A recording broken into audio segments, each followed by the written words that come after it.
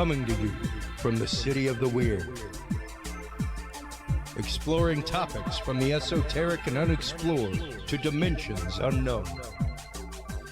Shining a light of truth on the darkest corners of our reality. Welcome to the Curious Realm.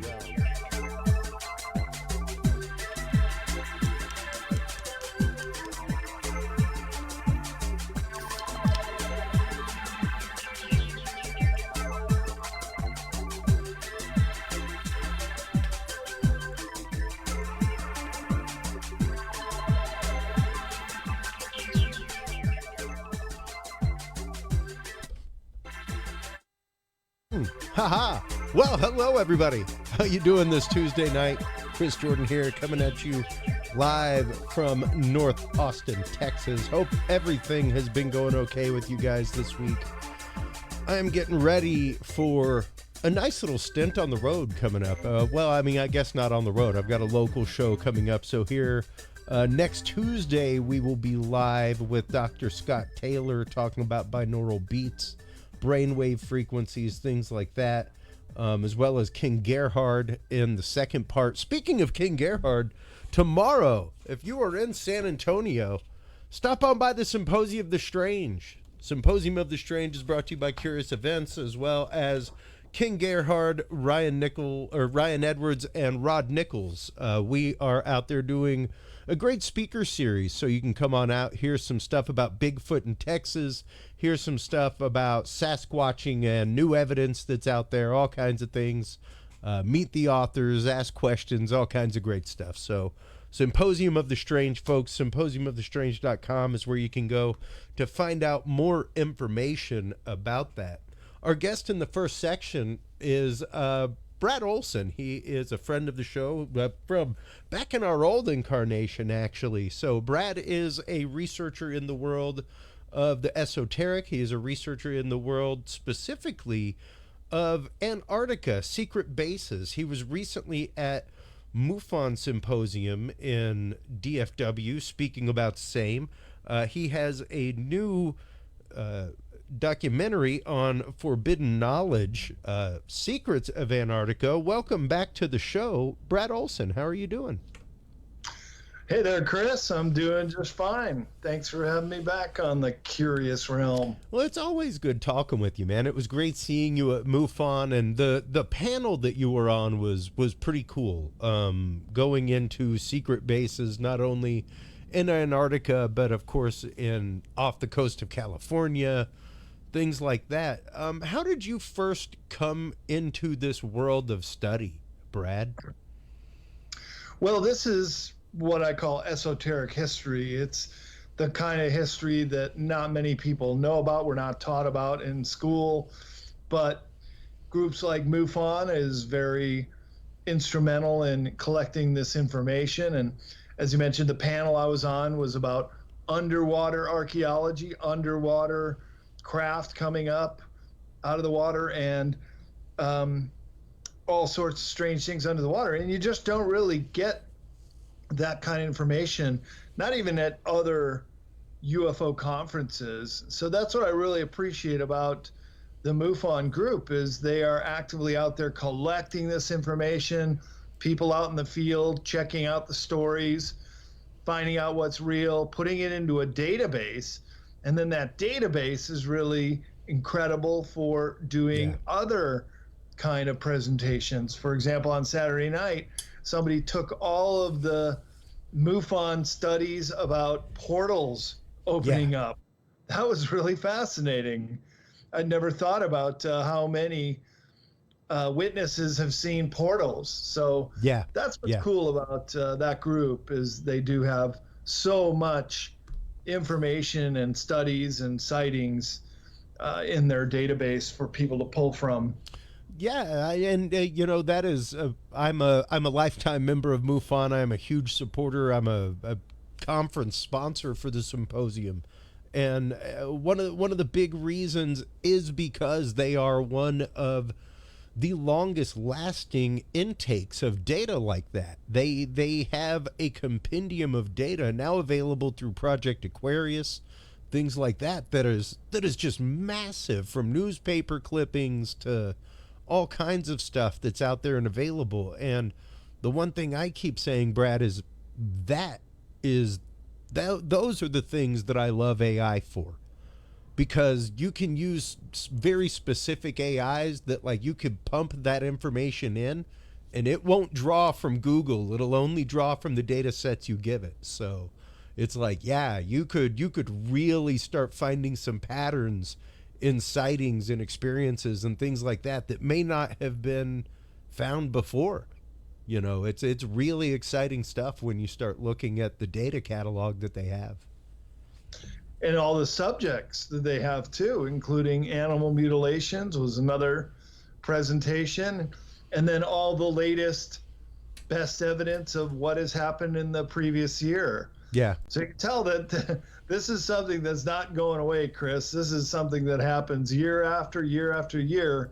And so the good people at MUFON take it upon themselves, most are volunteers, to compile this information and keep it in a accessible database that all the rest of us can draw from. Yeah, it's great. It's great, you know, and in that database are things like Antarctica and sightings of underwater vehicles, sightings of underwater bases, all kinds of stuff. So let's go ahead and start kind of cracking the nut, so to speak, of underwater bases, Brad, and specifically bases around Antarctica, and how these may relate to things that you've seen through your world travels that might go back to what would be considered like a master builder race across the globe. Yeah, well, that's a casting a wide net there, Chris. I'll answer them one at a time. And as far as underwater artifacts at Antarctica, one of the best known is the Eltonin antenna, which is discovered quite by accident right underneath the very deep water between the southern tip of South America and the Palmer Peninsula. And indeed, that's the route that I took via sailboat 5.5 years ago down to the Palmer Peninsula.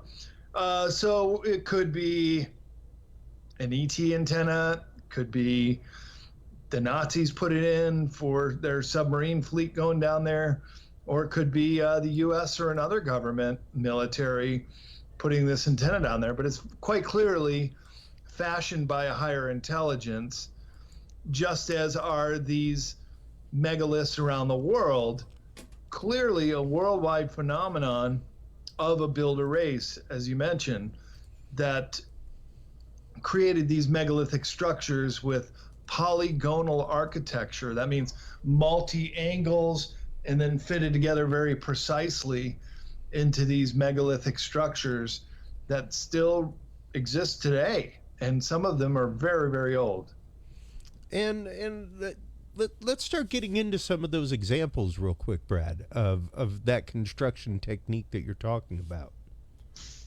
Sure. I do a whole presentation on the builder race and megaliths around the world, and I draw from hundreds of slides that show these constructions worldwide. And the thing that really brings them all together is this similar style of construction, this polygonal architecture. So let's start in South America, and you have the city of Cuzco in Peru, which is at 11,120 feet in elevation. I mean, first of all, it's way up there, pretty much at the top of most of our mountains in North America, at least out west here. So the elevation is just incredible. Then you go up above Cuzco, which is totally chock full of these megalithic builder race constructions, and you have this site called Sacsayhuaman. Truly one of the most mysterious sites of the world. If you ever have the opportunity to go to Peru, you would certainly be making your way up to Sacsayhuaman. It's right up there with Machu Picchu and Ollantaytambo, other sites that have this incredible megalithic rock work that is so evident when you tour these sites. We're talking about 20, 30, 50 ton blocks with this absolute precise fitting, this configuration. And I'm glad you pulled up that picture, Chris, because Absolutely. you can see what is known as the marshmallowing technique. Yeah. And also look at the block on the lower right there. It's like you can see the trowel mark. Mm-hmm.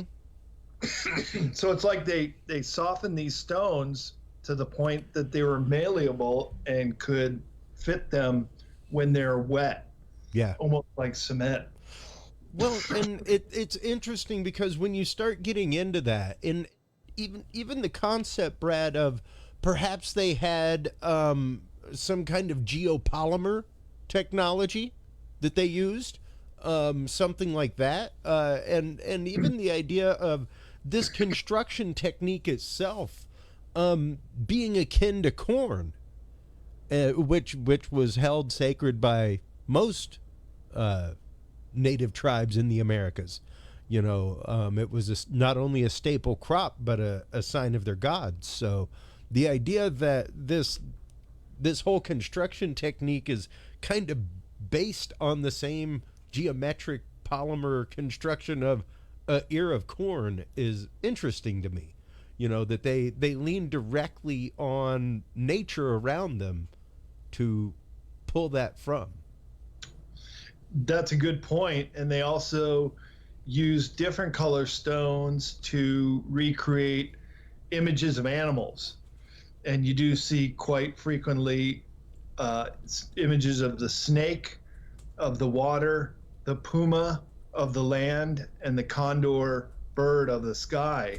And they will create megalithic stones that fit right into the walls of a different color, clearly depicting these animals of air, earth, and water. So again, it's just such a mystery, not only how they were built, how they were moved to the site, how they're fitted together so expertly, but also how old they are. And indeed, in Cuzco and many other locations of South America, the Incas were reported to have told the Spaniards, we found the foundations of these megalithic buildings and we just built upon them. Yeah. And indeed, you can see the Incan architecture and the Spanish architecture, sometimes all three in one building. Mm-hmm. And it's quite clear that the oldest, the megalithic, is the best built. And they do get hit by a lot of earthquakes down there. So a lot of those, especially the Spanish mortar built buildings will come crumbling down. And there's an example of Incan, not so precise fitted stone without mortar, with megalithic older stones all around it and underneath it. And to see the fact that yes, these things are fitted without mortar, they're massive in size, and once again seem to have an appearance, because it's not like they've been worked in a standard fashion. You don't really see tool marks, chisel marks, things like that. It looks as though they have been extruded from a form. It's really fascinating to look at. I had the great opportunity of going down there with Nassim Haramein, who's a new physicist with new ideas about these constructions, among other subjects that he covers, as well as Brian Forrester, who's a total expert on these sites. And they were talking about a building technique called cold plasma, where they would render these stones not quite liquid or clay form, but almost solid, but malleable enough to use this cold plasma technique to mold them into place. And you mentioned also that they could be poured concrete. There's some evidence of some of the stones at Pumapunku that shows signs that they're poured concrete. But in all cases, we're talking about technology that really has either been lost to us or is now being suppressed, and we're not getting the full answer as to how they were able to do this. And not only that, but also auditive levitation, where they might have been able to move these massive blocks by matching the resonant frequency and moving them over into place. And I will definitely say I appear on a lot of shows talking about binaural beat, frequency, just the science of frequency and the way that our body resonates with frequency and responds to it. And we forget that once you start getting into high order frequencies, octaves of frequencies, things like that, you start getting some really interesting effects on physical matter. The Hutchison effect is a prime example. I'm trying to remember his first name, but Hutchison in Canada did the experiments in his garage and playing with RF fields and other high order frequencies, and literally had steel bars that bent in half like they were licorice ropes, things like that, things that would levitate, like solid steel balls that would levitate, and you'd touch them and they looked like moving water. Just wild things like that. So yeah, absolutely. Once you start getting into the world of manipulation of frequency, it is a totally different space, and you're playing with matter at that point. I mean, we're all 90% empty space, Brad. We are just frequency.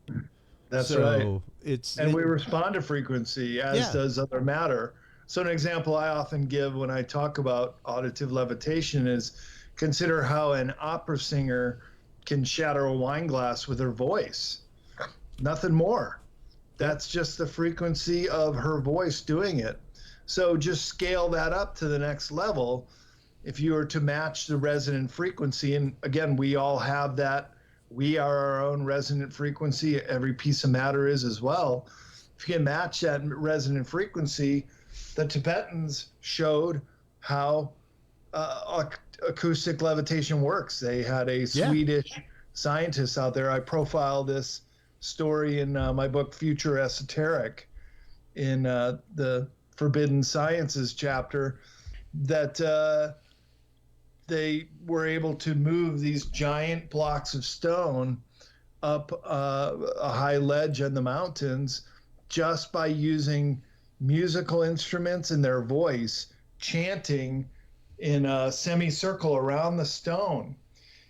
And when their voice and musical instruments culminated to a certain climax, the boulder would start shaking, and then they would all lift their heads up right when the boulder started levitating, and then they would astrally project the stone up the cliff face, then with their minds too.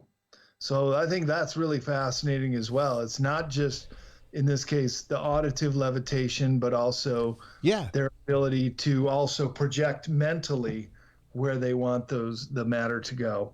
Well, and to physically alter space around them through vibration and through the use of vibration, Right. And even through hitting that resonant frequency themselves, and that's something that we speak about regularly on the show.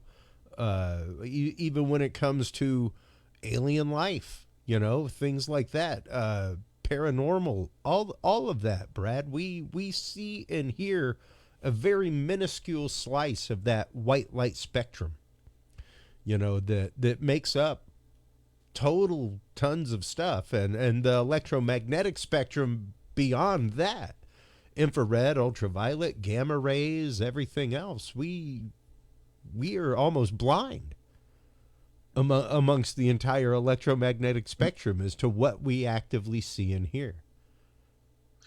And we are, because when you look at on the visual spectrum, there is ultraviolet on one side, infrared on the other, as well as the auditory range, just like we can't hear a dog whistle.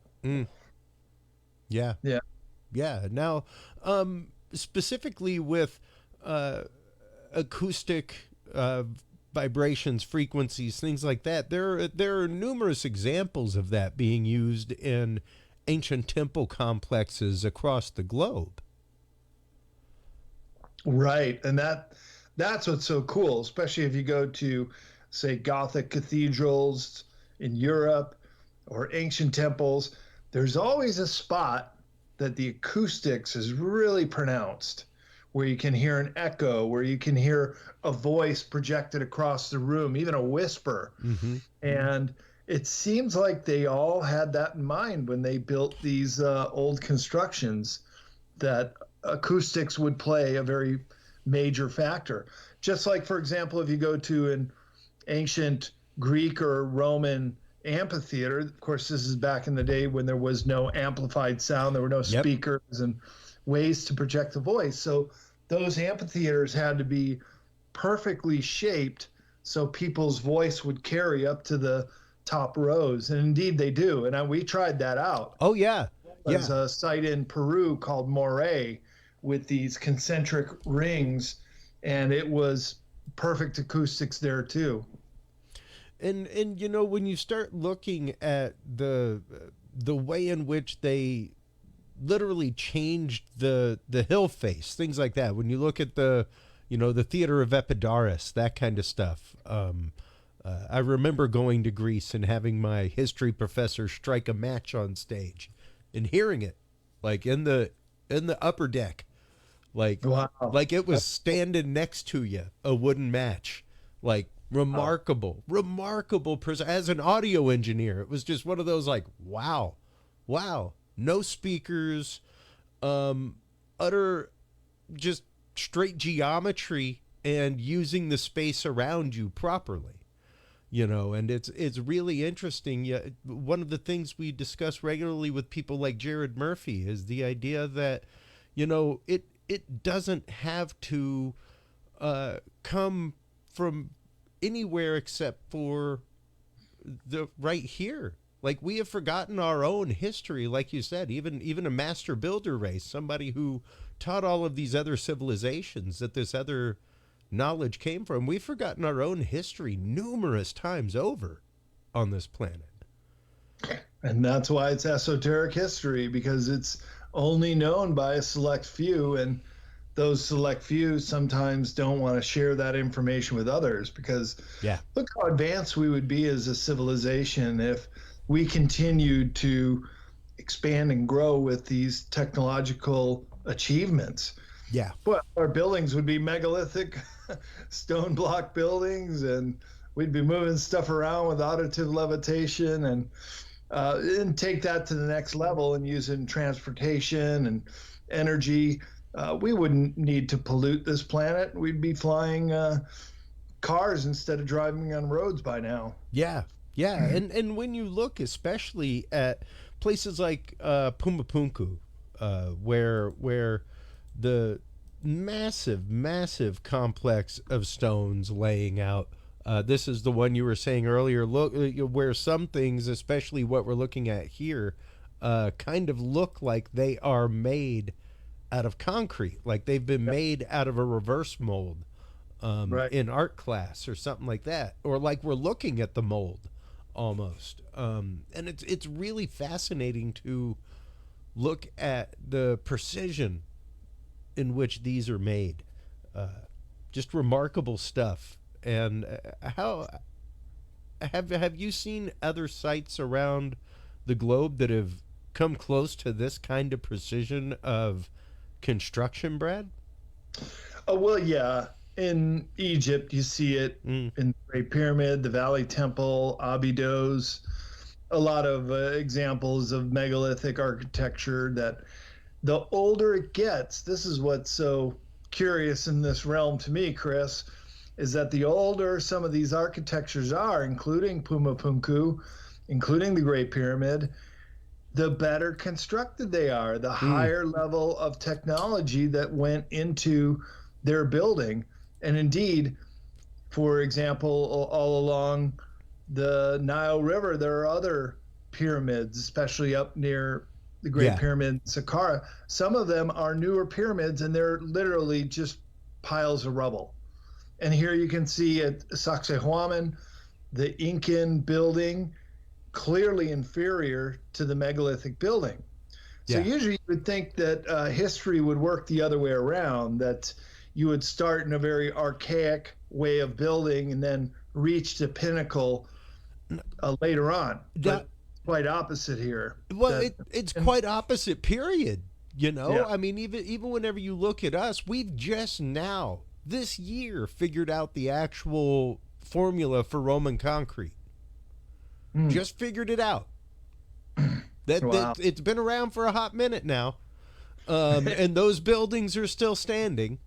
You know, the aqueducts still have water flowing through them, like the concrete set while the water was flowing. It mind-boggling stuff. Like they were literally setting concrete underwater in Roman time. That's amazing. It's phenomenal to think about scientifically, and the fact that we have just mastered it, just figured out how they made concrete that lasts that long, because ours does not. There was a whole series about 5 years ago or so on Discovery Channel, like The World Without Man. And it basically extrapolated out like, hey, here's bustling Chicago. Let's check it out. What happens to Chicago without humanity? And they start extrapolating it out year by year. Like after about 10 years, you know, the facade will start falling down. Nobody's maintaining it. Nobody's cleaning it. Nobody's doing this. And after about 20 years, like plants are growing out of the high rises, and like nature has begun taking over the city again. You know, the same way that we LiDAR the jungle and find entire complexes now, and have realized that these cultures in Guatemala and Mexico and South America were entirely connected via a network. Yeah. You know? And some other examples, even in this modern age, is some of the sites that have experienced nuclear radiation fallout, such as Chernobyl. Yep. It was a whole city around the nuclear power plant that got evacuated. As you mentioned, the buildings start deteriorating, nature starts taking over, and wild animals start moving back in. Yeah, and they're changed. Yeah. It's pretty remarkable to see it, and to see how nature literally just comes right back and takes it over, and how fast once again our stuff gets utterly destroyed. You know, rebar or everything else. It's pretty fascinating exactly how fast our civilization would just crumble to dust and almost disappear, Brad. We would not have things like the pyramids, you know, that last tens of thousands of years. I was just watching some of the Summer Olympics, which is in Paris this week with my dad. We were checking out some of the beach volleyball, and it's right at the base of the Eiffel Tower. Did you know that until the Eiffel Tower was built in the 19th century, the Great Pyramids were the tallest structure on the planet? Yep. Even the top of the spires of the Gothic cathedrals didn't get to that height. Yeah. So again, I think the ancients had some kind of technology and some knowledge, know-how. Yeah, we're just still playing catch up to see Absolutely. how they did it. Absolutely. You know, and a great example of that, going right down to Florida, near where you're going, is Coral Castle. Yeah. You know, the immigrant who built an entire structure dedicated to the woman that he loved by himself, out of multi-ton chunks of coral. Nobody ever saw the guy. He didn't just block and tackle. Yeah. That's it. One dude, he was not like Popeye, or he wasn't even like your height, Brad. No, you know, he was you'd think he'd be 99 like a pounds. large, strapping man. Like, no, he was like 5'2", 5'3", like tiny little Eastern European immigrant, and moved these multiple ton blocks by himself, and literally claimed that he had found the technology that helped build the Great Pyramids. Which, yeah, I think that we're going to be having Stephen Myers on. I love talking with him about the Pharaoh's Pump Foundation and the idea of possibly moving things into place using water locks. Yeah. And flooding the Nile. Like, it makes perfect sense. Why, if you've already mastered the Nile and you already know how to build dams, why would you take it off a barge just to drag it across the dirt by a mile? Like, why not just flood the place?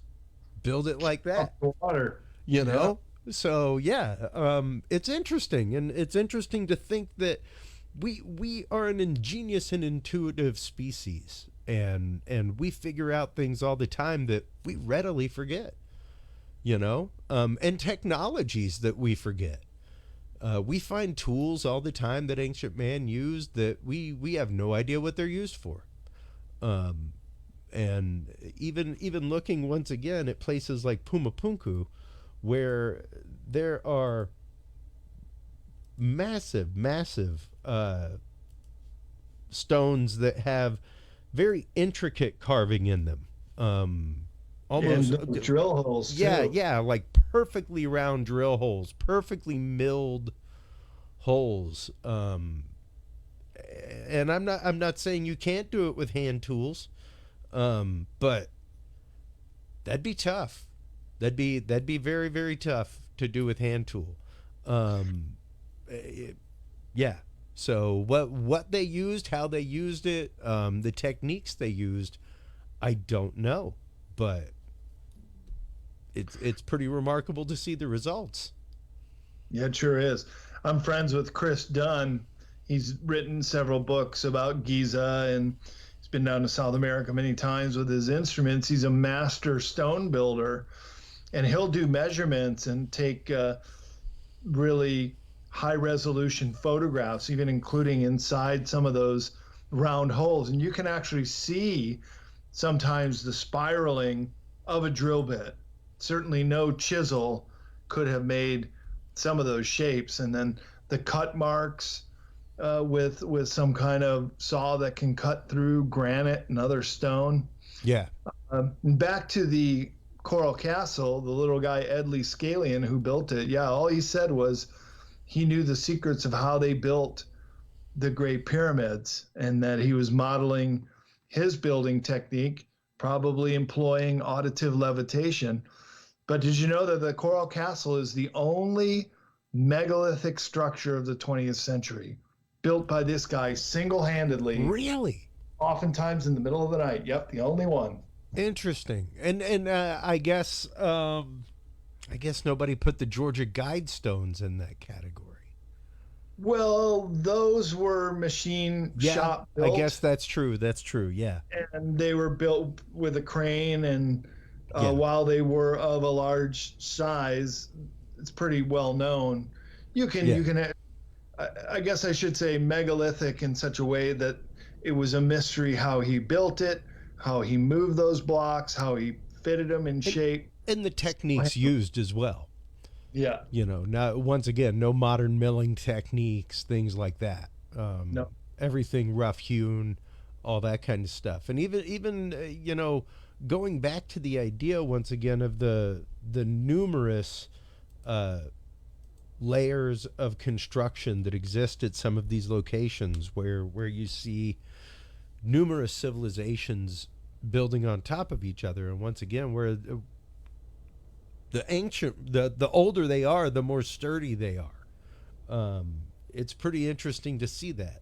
And it brings up a lot to me. It reminds me a lot of America's Stonehenge in New Hampshire, and the idea, especially the stories of the settlers whenever they came in and found it, and they asked the local native population, like, hey, what's this thing? Why'd y'all build it? They were like, we don't know. That was here when we got here. That's right. We camp out there here and there, whatnot, but we didn't build that thing. We have no idea what that's used for.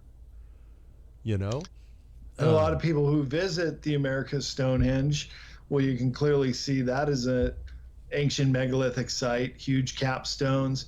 Yep. They don't realize that all around New England are these beehive stone chambers, dozens of them that remain, hundreds in times of antiquity. Most were just disassembled for use of ready-made quarried stone that they would put into the fence walls and so forth. But yeah, America's Stonehenge, it's one of the biggest mysteries of the North American continent. And of course, having a name like that, there you go. It has sightings with the solstice, the equinoxes. Yep. Or you can tell the season of the year. And there are some of those megalithic capstones, and then a sacrificial table that had grooves cut into it there on the lower left, Yep. where they could have sacrificed an animal, maybe even a human, and drip the blood, gravity into certain containers. Yeah. Yeah. And once again, a situation where the natives had no idea how it got there, and they'd been around the area for quite a bit.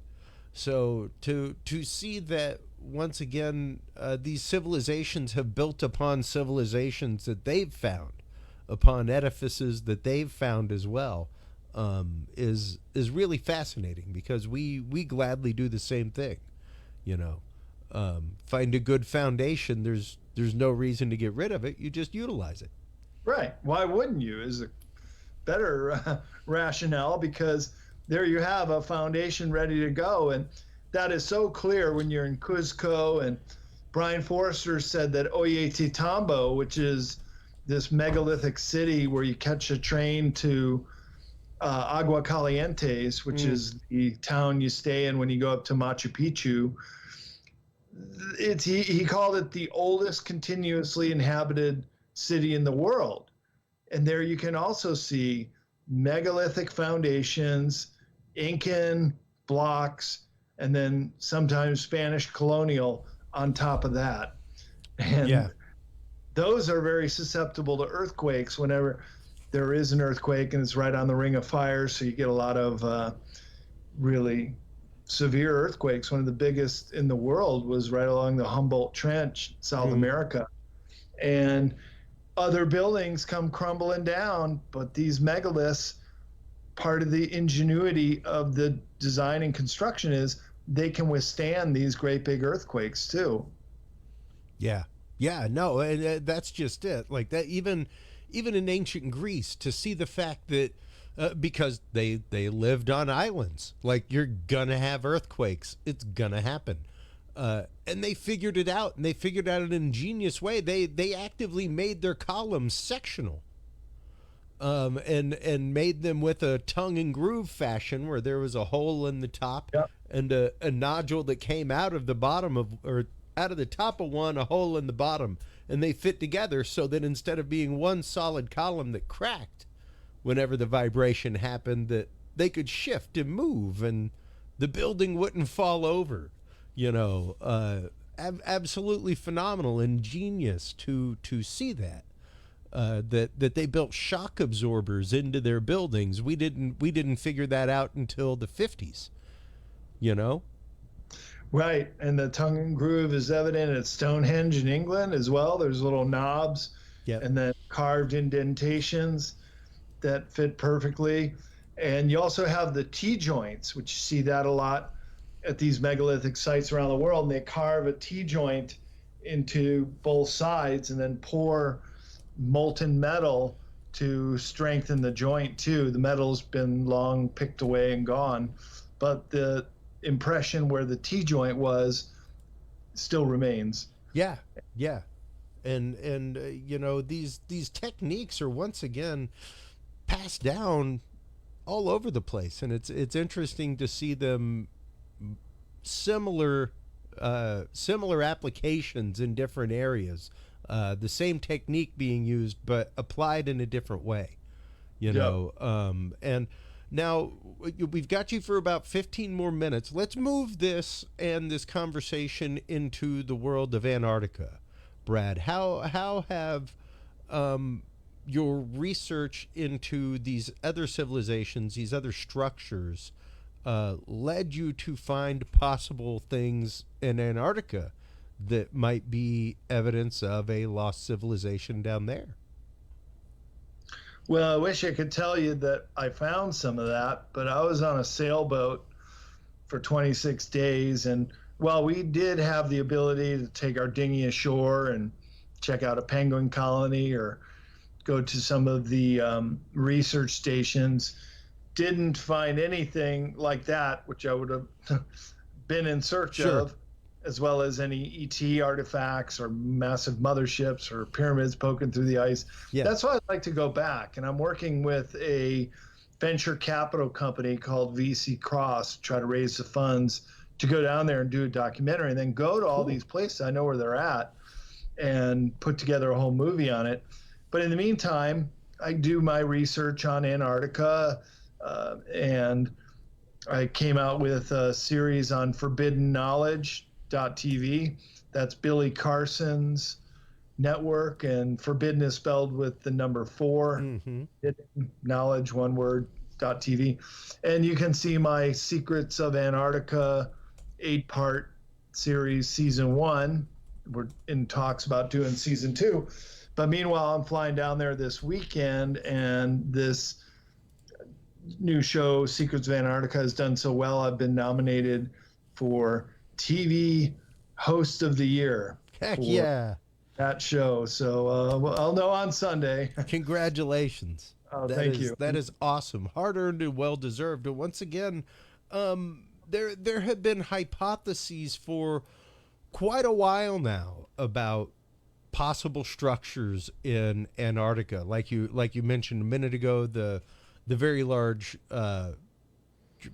what appears to be pyramid in Antarctica, the antenna in Antarctica, things like that. Let's start going through a few of those in our last few minutes, Brad. Sure. Yeah, and the one that's been featured on Ancient Aliens, and most people have seen the perfect 4-sided pyramid poking through the ice. That's in the Ellsworth mountain range in West Antarctica. I know where it's at. In fact, I was talking to a group, an outfitter that can fly pretty much anywhere with a budget, and I was showing them all my pictures, and they were giving me an evaluation of what they knew about it, and I showed them the pyramids in the Ellsworth range, and they said, well, they just dismissed it as a nunatak, which is just an attractive mountain under the ice. And I said, well, that's interesting. Why do you think that? He said, well, we fly over it on our way from Union Glacier to Vinson Massif, which is the tallest mountain in Antarctica, where a lot of people who have already climbed the tallest peaks on other continents want to round it out and do all 7 continents. Right. I said, well, you call it a nunatak, you dismiss it as being intelligently fashioned, but have you stopped there? Have you climbed it? Have you taken any samples? He said, no, we just fly over it, point it out to people, and it's this very interesting 4-sided mountain. That's all they think. So I think the jury's out on that. It certainly does qualify for further examination, and I would like to be the one to do that. And there's so many other locations. So Linda Moulton Howe is a colleague of mine, as well as Dr. Michael Sala. 3 of us speak extensively on Antarctica. And Linda has whistleblowers who have told her about some of these crashed motherships. And supposedly there are 3 of them that are huge, 3 miles across. And they're called the Nina, Pinta, and Santa Maria, the nickname for the 3. I've been able to pinpoint one of them in the Conan base in the old New Schwabenland German claim. Linda has pinpointed the one in the Beardmore Glacier by Spartan 1 and 2, some of her whistleblowers.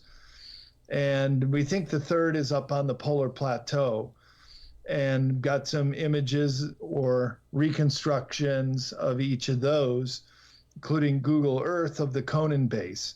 So also to check out where the Nazis set up their base 211, which is what is known as an Antarctic oasis. So because of geothermal activities and all the volcanoes down there, when I wrote my presentation 5 years ago, 91 known volcanoes. Now it's up to 93. So new discoveries continue to be made down there, which make it one of the most dynamic places on Earth and some of the last mysteries to really be discovered.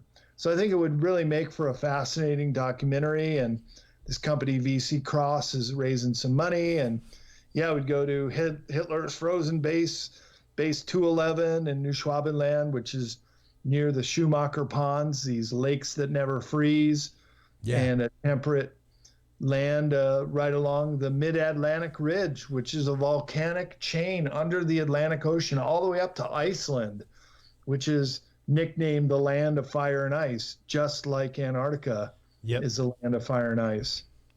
Yeah.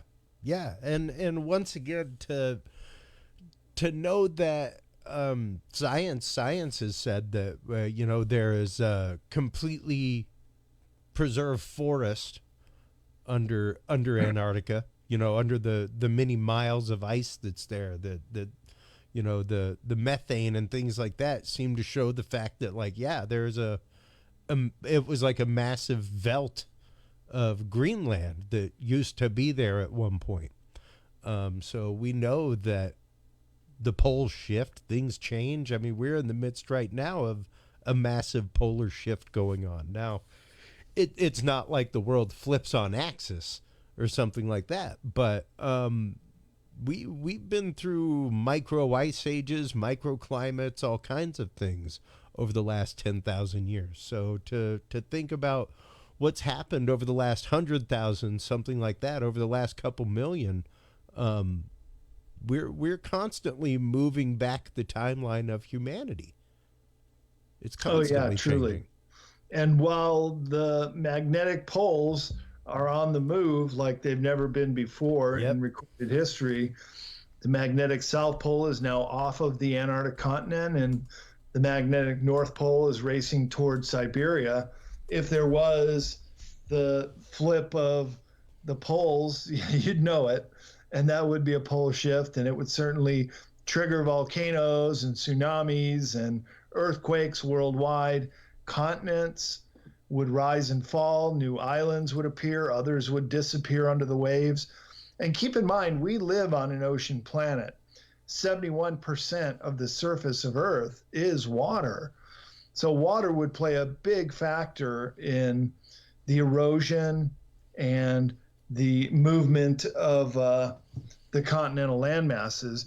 And indeed, as you mentioned, there have been found megafauna and megaflora in the fossil record of Antarctica, namely a location called Mount Buckley, which is at the top of the Beardmore Glacier, which I would really like to go to as well on this documentary, because dinosaur bones, which can only live in very warm climates, including some species of dinosaurs that are only found in Antarctica, proving that it must have been a sweltering jungle at one time, because the fossils have ferns and other tropical plants, and dinosaurs, which are cold-blooded lizards and need the warmth to exist.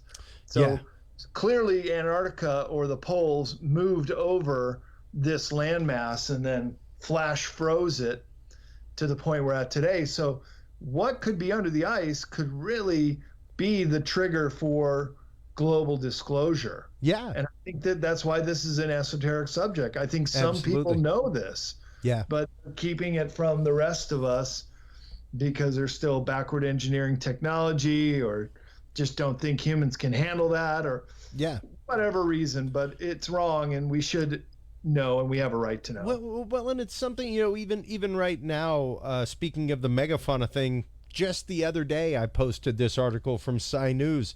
A new study has confirmed that humans played a key role in megafauna extinctions. So we've been at it for a hot minute, bud. For all those that think that, like, oh no, megafauna and humans didn't roam the earth at the same time, we absolutely did. We helped drive them to the point of extinction, man. Well, woolly mammoths, which have been found with spear points in their bone, and well, this is like giant armadillos. So this goes back beyond the point of woolly mammoth. This is like they were butchering giant armadillos and stuff like that in South America. So it goes back pretty far. It's pretty interesting to see. And once again, the idea that our society, our humanity has been reinvented numerous times, Brad, numerous times. The idea that the timeline of humanity keeps getting pushed back, and that technologies seem to keep burgeoning from it. It's pretty interesting to see. It is indeed. And I also do a presentation at conferences on the giants and the evidence found worldwide for them. another esoteric subject because it keeps getting covered up.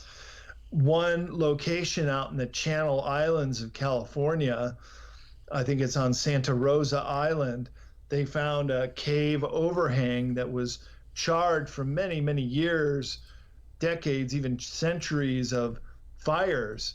And in this pit where giant bones were also found, they found the remains of dwarf mammoths that were butchered on the Channel Islands, although probably during the last ice age they connected to the mainland, so these animals could come and go, as well as the humans or these giant species. And they found the dwarf mammoth bones had saw marks in them. The people were roasting them on the fire and then eating them, just like we would have a T-bone steak with your knife cutting off the meat. And this is another piece of history that has just been swept under the rug. And as I say in my talk on the giants, I just find it so disturbing that I have to be the one to tell people about this, because once I present the evidence, I think people come away saying, oh yeah, clearly the bones don't lie. There were these elongated skulls. There were these giant figurines, much taller than humans today. And we're not talking about gigantism where a cancer growth on the pituitary gland. No, these were well proportioned. They lived long lives, much longer than humans, by the way. And incidentally, they were at war with the local population. The local population, Nevada, where I'm at, they were cannibals. Yeah, Lovelock Cave. But you can't be a cannibal. You see, you can't eat your own species. When they were feeding cow flesh to cows in England, they got mad cow disease. Yep. And this is called spongiform encephalitis, and humans get it too. If you eat your own kind, Mother Nature has a way of saying, no, you don't. Now you get this weird brain disease that'll eat your brains. But if you're a different species, you can get away with it. Yep. And you know, these topics, Brad, these ideas, the ideas of not only a master race, but the connection of these structures across humanity, the connection of the technology that helped build these megalithic structures, even whenever you get into the idea of knowledge being hidden and secreted away, it's one of those that it's hard for a lot of people to grasp what has been secreted away and how much has been secreted away when it comes to this stuff. But it's kind of along the same lines of, why does it matter that William Shakespeare isn't the dude that wrote William Shakespeare? You know, it kind of matters a lot. Is it going to take anybody's PhD? And I think that's where it comes down to, Brad, is people think that like their years of research is going to be ruined, that their PhD, that their, you know, everything will be taken from them. And it's like, no, you got your PhD because you put up a dissertation and you were able to defend it. It means like scientifically you were able to give a hypothesis and prove the hypothesis. Like, that's great.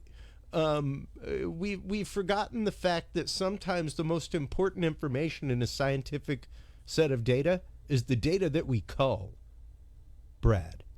You know, because it really, at that point, once you've culled enough data, the only thing you're left with is the anomaly to research. But you've got to be willing to even say that what we know that isn't. Well, that's right. And that's what's called the scientific method. Yeah. So if I make a discovery and you're one of my colleagues, Chris, and I say, well, here you go. This is how I made that discovery. That way of achieving that discovery should be reproducible. And you should be able to do the same thing. And then other colleagues can do it as well. And then it becomes established science. And this would be the case with the giants. Now they're finding in every case where there's enough DNA to do a sample, that they're finding that it had a human mother, matrilineal human DNA, but an unknown father.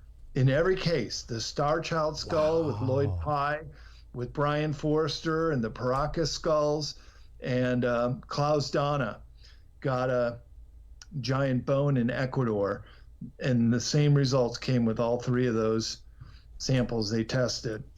So, and then this kind of corresponds with the story of Genesis in the Old Testament of the Bible, that there were these giants, these men of renown, and they saw the women, they were beautiful, and they mated with them, and they could have had offspring.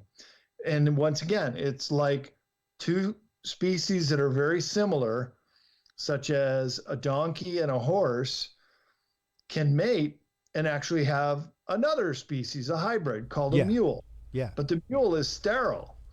And just in the same way that if the giants were cannibals, that they would avoid this spongiform encephalitis because the species were different. Yeah. They were divergent enough to make a difference. To make a difference. And so then it kind of all starts to make sense. Then all the pieces of the puzzle start coming together. Then we could say maybe these giants were the Anunnaki, and their offspring, this hybrid race, were the Nephilim, and they were much bigger and much taller, and they were taken as gods, living gods and lords, and they ruled the land. And here's the thing, Chris, maybe we should do a whole other show on this because we're running out of time. We need to. They may still be alive to this day in little pockets around the world. Yeah. Let's definitely get together very soon and do an episode on that, Brad. I've had James Keenan on before talking about his work at Lovelock Cave and his work into giants in the Southwest. I'd love to have you on to talk about more of these stories specifically, not only throughout humanity but across the globe, of literal giants and the evidence that has been found for them. Man, that reminds me, I haven't had L.A. Marzulli on in a long time. So, man, thanks so much for coming on as always. It's always fantastic just chatting with you, talking with you about these very, very deep esoteric things. Where can people go to keep up with everything Brad Olsen? Where can they go to find out more about Secrets of Antarctica, your amazing docuseries, which is up for an award at the Consciousness Awards this week? Congratulations on that. Where can they go to find your books other than our store, all that kind of good stuff, Brad? Yeah, thank you, Chris. Yeah, to learn more about me and my conference schedule, bradolsen.com, just spell below there. My books and my publishing company, and then other authors such as Laura Eisenhower and Michael Jaco, Leo Lyons-Zagami, myself and others are on cccpublishing.com. If you get one of my books off this website, they go through my office, so I'm able to sign copies for people. And also, the Secrets of Antarctica can be found on forbiddenknowledge.tv. Yep, there's the URL /secrets-of-Antarctica. And as you say, I'm nominated for the talk show host of the year, Georgios Tsoukalos, who's a speaker on ancient aliens, is the host of the Conscious Awards. Of course, Billy and Elizabeth Carson will be there, and many, many others. So looking forward to that this weekend down in Miami. There may still be tickets available, maybe last minute. So if any of your listeners are in the Miami area, come out to the Conscious Awards this weekend. It'll be great. Heck yeah, Brad, thank you so much again for the time. I greatly appreciate it, my friend. I'll be sharing links for all this, all that kind of good stuff. Enjoy the rest of the time with your family up there. Thanks, Chris. It was really great talking to you again, and we'll certainly have to go into the curious realms again with the giants real soon. You bet. Take care, man. We'll talk to you soon. Good night. All right. You bet. Always fantastic talking with Brad Olsen. His realm of knowledge when it comes to ancient civilizations, their construction methods, and many of the connections between them is vast, vast, vast. So always awesome to sit back and talk with him about these things. When we come back from this break, everybody, we will be joined by Dan Harary. We'll talk in the first part a little bit about the Hollywood Disclosure Alliance and the importance of trying to get Hollywood to change some of the way in which they approach the alien topic. And then we'll get into his new book, My Paranormal Life, and what a lifetime of paranormal events has led him to understand. We'll get into that right after this, folks.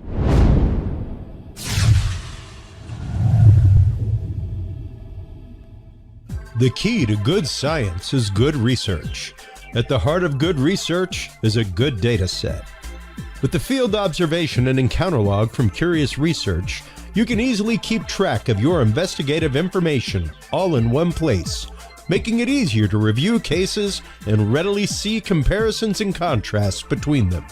Whether out in the woods squatching, in a back room gathering EVPs, or using high-tech gear to track UFO, UAP activity, this easy-to-carry, pocket-sized scientific data log is the perfect companion for any field researcher. You can find your copy of the Curious Research Field Observation and Encounter Log at Amazon.com or visit the official Curious Realm store at curiousrealm.com/store to reserve your copy for yourself, your family, or a mind that you want to open. That website again is curiousrealm.com/store.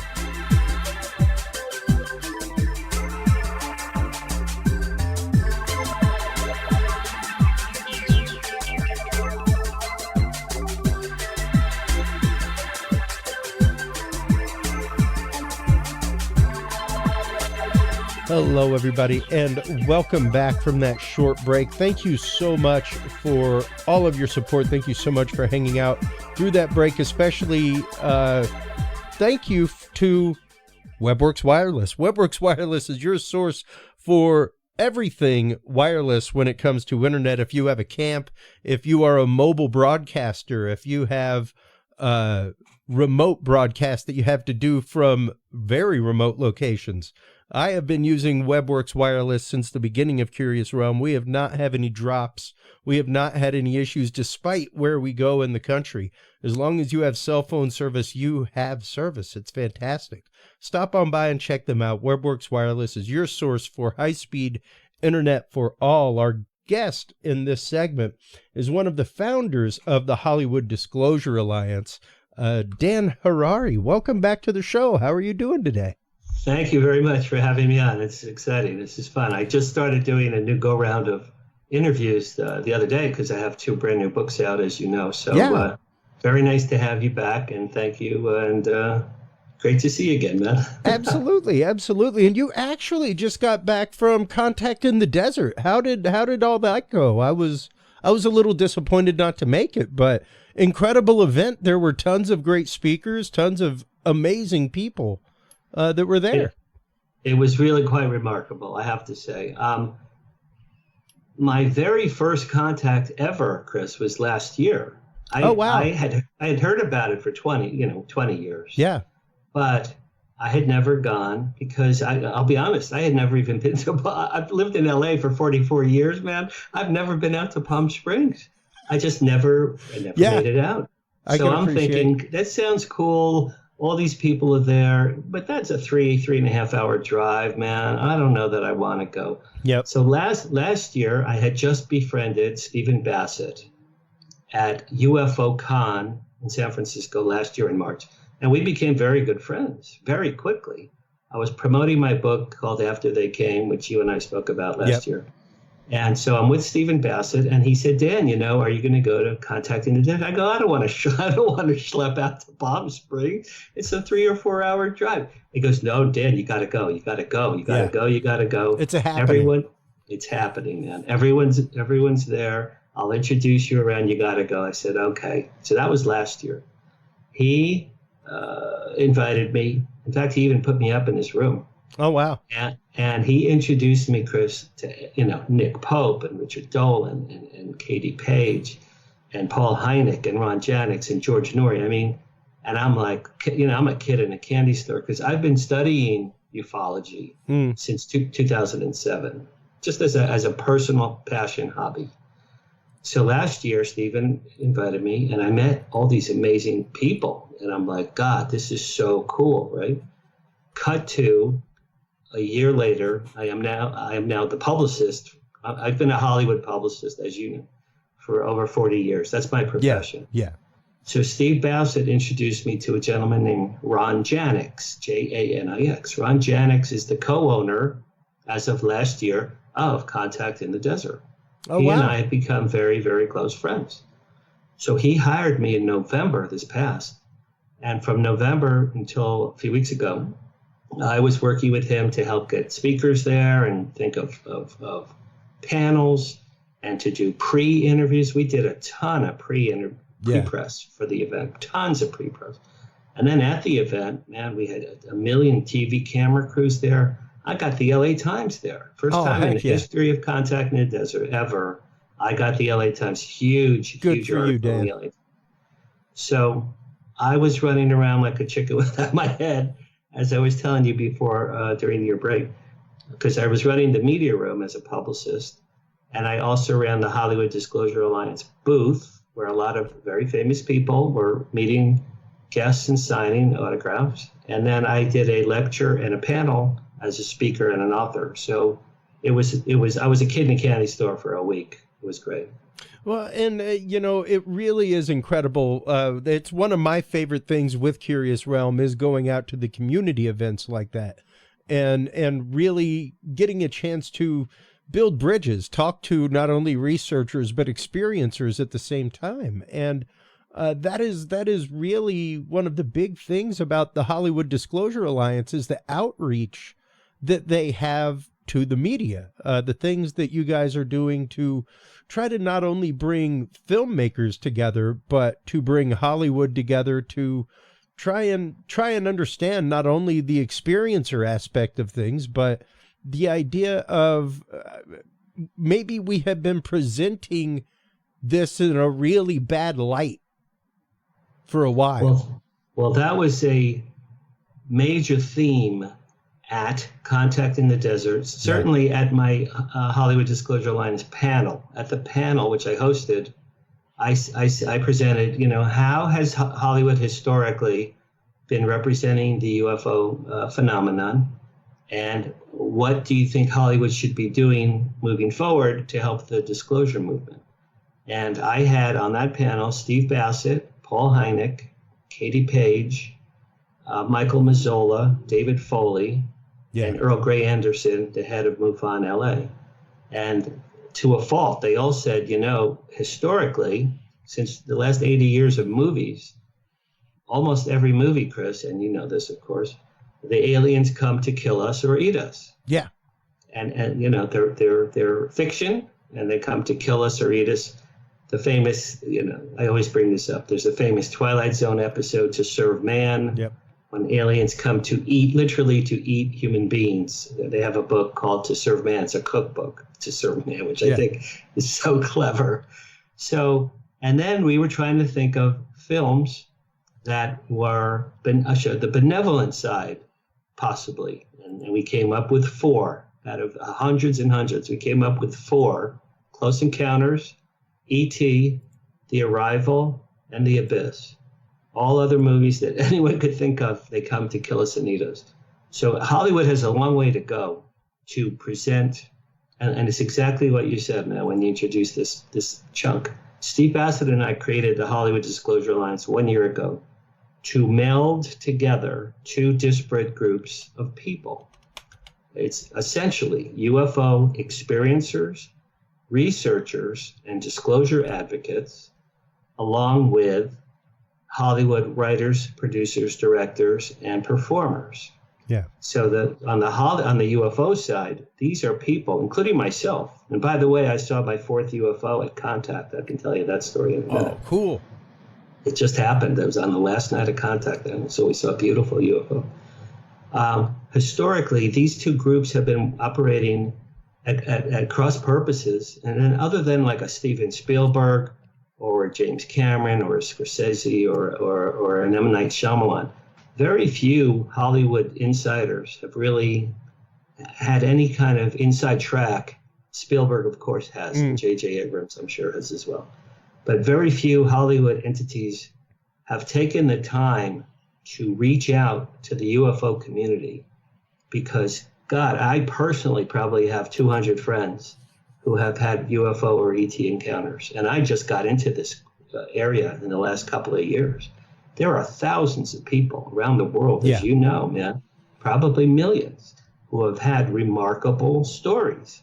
Well, these are real stories, or at least they're real to the experiencers. Yep. Okay. Yep. And I'll give you some examples. I am very good friends with a guy who lives in the Bay Area, very, very successful businessman. He's 60 years old. He's a good friend of mine. From the age of 5, he's been abducted by Pleiadian light beams every few years for 55 years, okay? And he said they're beautiful and they're magnificent and they're kind and they teach him, they're teachers. They teach him how to love his fellow man and how to be kind to planet Earth. And then he just told me this story the other day. 10 years ago, they told him to bring solar energy to Native American Indians living in the American Southwest. Solar energy, okay? And then, Chris, it gets better. They gave him, in his mind, they gave him an image of and I'm not a technical person. They gave him an image of a solar technology generating device as like a blueprint, like a diagram in his brain.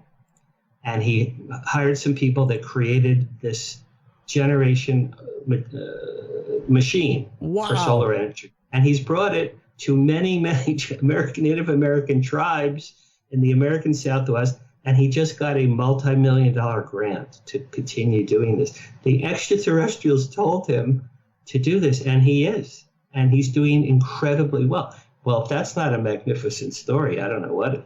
Yeah.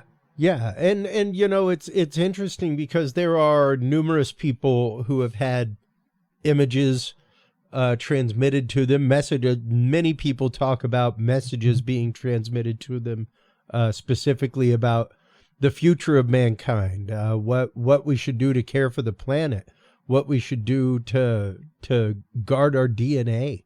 It's pretty interesting when you start going through the similarities of cases like that. And like you said, unfortunately, it's not like most filmmakers or consultants for film reach out to people like NICAP or MUFON or other entities that have been out there intaking these cases for decades, you know, Exactly. Well, yeah, again, that's what Hollywood Disclosure Alliance, HDA for short, we call it the HDA. That's what the HDA was designed to do. I know that, all right, so we have a dedicated Slack channel for all of our members, which I was telling you about a minute ago. Yeah. And in there, Chris, the UFO people and the Hollywood people are having lively discussions, robust discussions. Hey, I just wrote a script. I need to interview some experiencers for accuracy. That's great. Or conversely, some UFO people say, hey, I just wrote a book about my experiences. I'm looking for an agent, or maybe someone can translate my book into a screenplay for me. And these things are starting to happen. And we're only a year old. We're just about, we only launched in November, but about a year old. We have between 150 and 200 members. We grow every week. I am proud to be a member with you guys. You are. In fact, you literally are the newest member. So congratulations. All right. Well, welcome to the team. I'm glad to have you. Well, for me, because I mean, my show, Dan, is about demystifying topics. And that's why I like talking with researchers. That's why I like talking with people like Earl Grey. You know, Earl Grey is a very good friend of the show. And one of my best friends. And it's for me, that's the important part, is letting people understand all sides of the conversation, all facets of it. You know, it's hard to look at a gym and not understand that the sparkle of that gem comes from the facets that are there. If you don't look at the facets, then you're missing part of the gem, you know, and the experience, even the scientific method begins with observation. You know, it begins with an experience. Right, of course. So that's right. Well, Go I think ahead. I think we're making remarkable human stories, or remarkable, let's say, remarkable paranormal stories experienced by our fellow human beings. And I've met many people over the last 2 years who have become personal friends of mine, who have remarkable stories. Yeah. And I know these people. Now, look, you probably do too. Every now and then I'll get a, hey, you know, I'm married to Bigfoot and I live in a tree in the forest. Okay, good luck to you. I don't know that you're insane or you're legit. I don't know. Yeah. You know, we get some wacky people out there in the world. But by and large, Chris, the last 2 years, I've met some remarkable people who have extraordinary stories. So the ACA, we're trying to make these stories palatable to the Hollywood community. So at least, you know, have lunch. If you're a producer and you're looking for your next, have lunch with some. I know women who have been impregnated and had their fetuses taken. Yeah. On board craft, and then they go to their doctors. They say, "What happened to my baby? Oh, you're not pregnant anymore. Well, where's the baby? Oh no, I don't know what the baby is." 2 women I know in particular, I'm friends with. They've had babies taken by extraterrestrials. Yeah, so we have had Karen Wilkinson, author of Stolen Seed, right here on this show. She lives right down the road. And yeah, there are numerous stories like that. You know, even the concept right now, Dan, because we just had Earl on the show talking about the recent statements about the Betty Barney Hill case from Stephen Greer, and even approaching conversations like that, you know, and understanding the impact that statements like that and unhad conversations like that have within communities, what they do to impact experiencers, you know? Yeah, of course. And you had Kathleen Martin on, I think, recently. Yeah, and that's just it. I had seen for me, as someone in the media and someone who, once again, wants to demystify topics and really open the conversation across the aisles, it was like, hey, Kathleen Martin, has anybody asked you to come on a show and respond to Dr. Greer's statement about your aunt and uncle's case? You know, I'll be honest with you, Chris. I didn't hear about that. What did Greer say? Because I didn't hear that. He came out on, and I can't remember offhand. Feel free to fact check me, folks. You're always welcome to. But he came out on, I believe it was his show, and basically said that the Betty and Barney Hill case was a case of implanted memory, and that it was the members of a U.S. Air Force battalion that used technology, kidnapped them, collected DNA, and implanted memories. There's been hypotheses about those programs in communities for a long time. However, as I've said numerous times since then on this show, Dan, that is a big tater to stand on the corner and talk about. And to say, hey, everybody, look, especially from somebody in the community like Stephen Greer. And when we did the episode, even Kathleen Martin was like, I respect the work of Stephen Greer. Even Earl Grey was like, I respect the work. Even I've said I respect the work of Stephen Greer. Absolutely. You know, much of the disclosure movement as we know it would not be here without some of his work. And that's truth.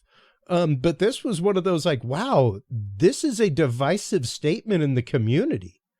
Oh yeah, you know, that's huge. Yeah, no, I didn't hear that at all. Yeah, I agree with you. Stephen Greer, and Steve Bassett and Danny Sheehan, those guys, they're they're out with machetes thrashing the tall weeds. Absolutely. For the rest of us. And his work with Michael Schratt, all kinds of things. I mean, his work stands alone when it comes to disclosure, quite honestly. And He's been doing the press corps events for decades now. Yes. So it was one of those like, wow. And, you know, even Kathleen was like, I think this may be a case where he's following a line of disinformation from some people, you know, and maybe even one of those cases, Dan, where disinformation has been injected from a reliable source in the community to cause disruption.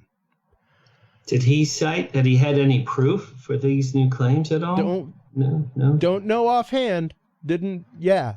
But it was a big one. It was a big one when it hit a couple weeks ago, and it was like, wow. Oh, I missed that. I missed that entirely. Yeah. Well, yeah. as a day one fan of the X-Files, and I think I've seen every episode 3 times at least. Many of the X-Files episodes, as you'll know, were you know, you watch them as the viewer and you go, okay, are those aliens or is that the government? And even Mulder and Scully, in some of the cases, when they see and witness things, and they come out, they're like, was that real, or were we meant to see that, or was that staged for us? So there is a line for sure. But the Betty and Barney, yeah, that's one of the corner. That's like a bedrock. It's a cornerstone. Story. Yeah, no, it's a cornerstone. It was a seminal case. Yeah, for that to change. I spent about an hour with Travis Walt at Contact in the Desert. Wow. And this guy is the most humble. Yep. I mean, I was like, me and my friend Lisa, we were bonding with Travis Walt for an hour. Yeah. And this guy, man, completely sincere, completely authentic, genuinely a nice, soft-spoken, kind person, right? And he's telling us what happened on the craft and how no one believed him. Yeah. People thought his brother had murdered him. Yeah. Told me.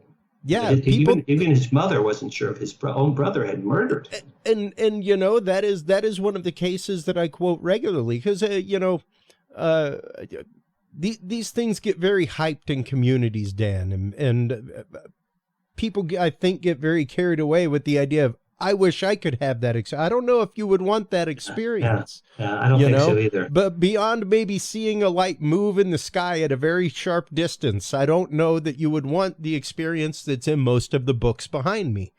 That it doesn't start off well for most of the people in the books. You know, but if it came out that, you know, Pascagoula or Travis or Betty and Barney or some of these were military implants, well, that just takes the whole thing to way outer limits, to whole other levels of insanity, right? Yeah. And you know, I'm not going to say that, once again, those hypotheses in communities have not been out there, all kinds of things, but it's a big one. And it was one of those, like, did we have programs like MK Ultra alive and active at the time? Yeah, sure, we did. Yeah, 50s. Absolutely. 50s. You know, but I don't know that there was enough of a trope in society of alien abduction for that to be the implanted memory. You know, like if you're shooting for an implanted memory, that it's like, how popular was the concept of alien abduction for people to even think about it?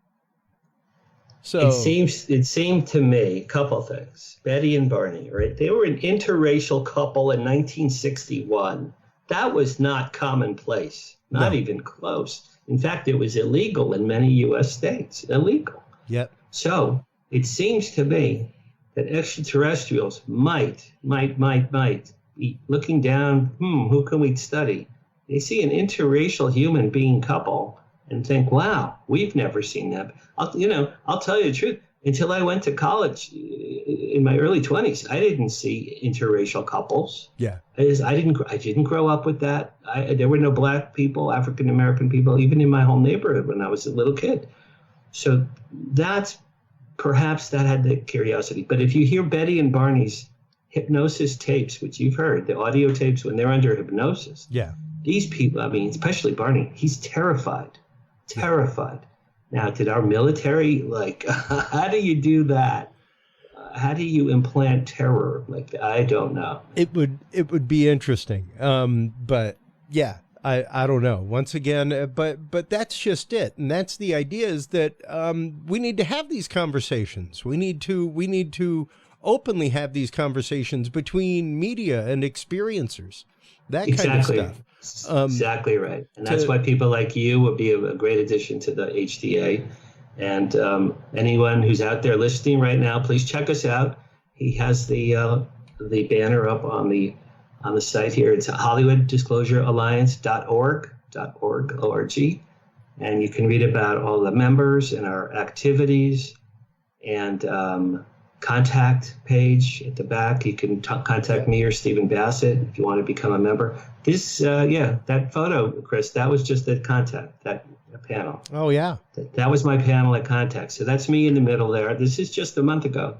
And it's Earl Grey Anderson from the left, Michael Mazzola, who directed and produced Unacknowledged with Stephen Greer. Yep. And then Paul Hynek with the blue jacket. To my right is David Foley, the comedian. He has the podcast Really with Tom and Dave. Yep. The blonde lady is Katie Page, who's become a very dear friend of mine. And at the end there is Stephen Bassett, my partner. So that was a hell of a good panel.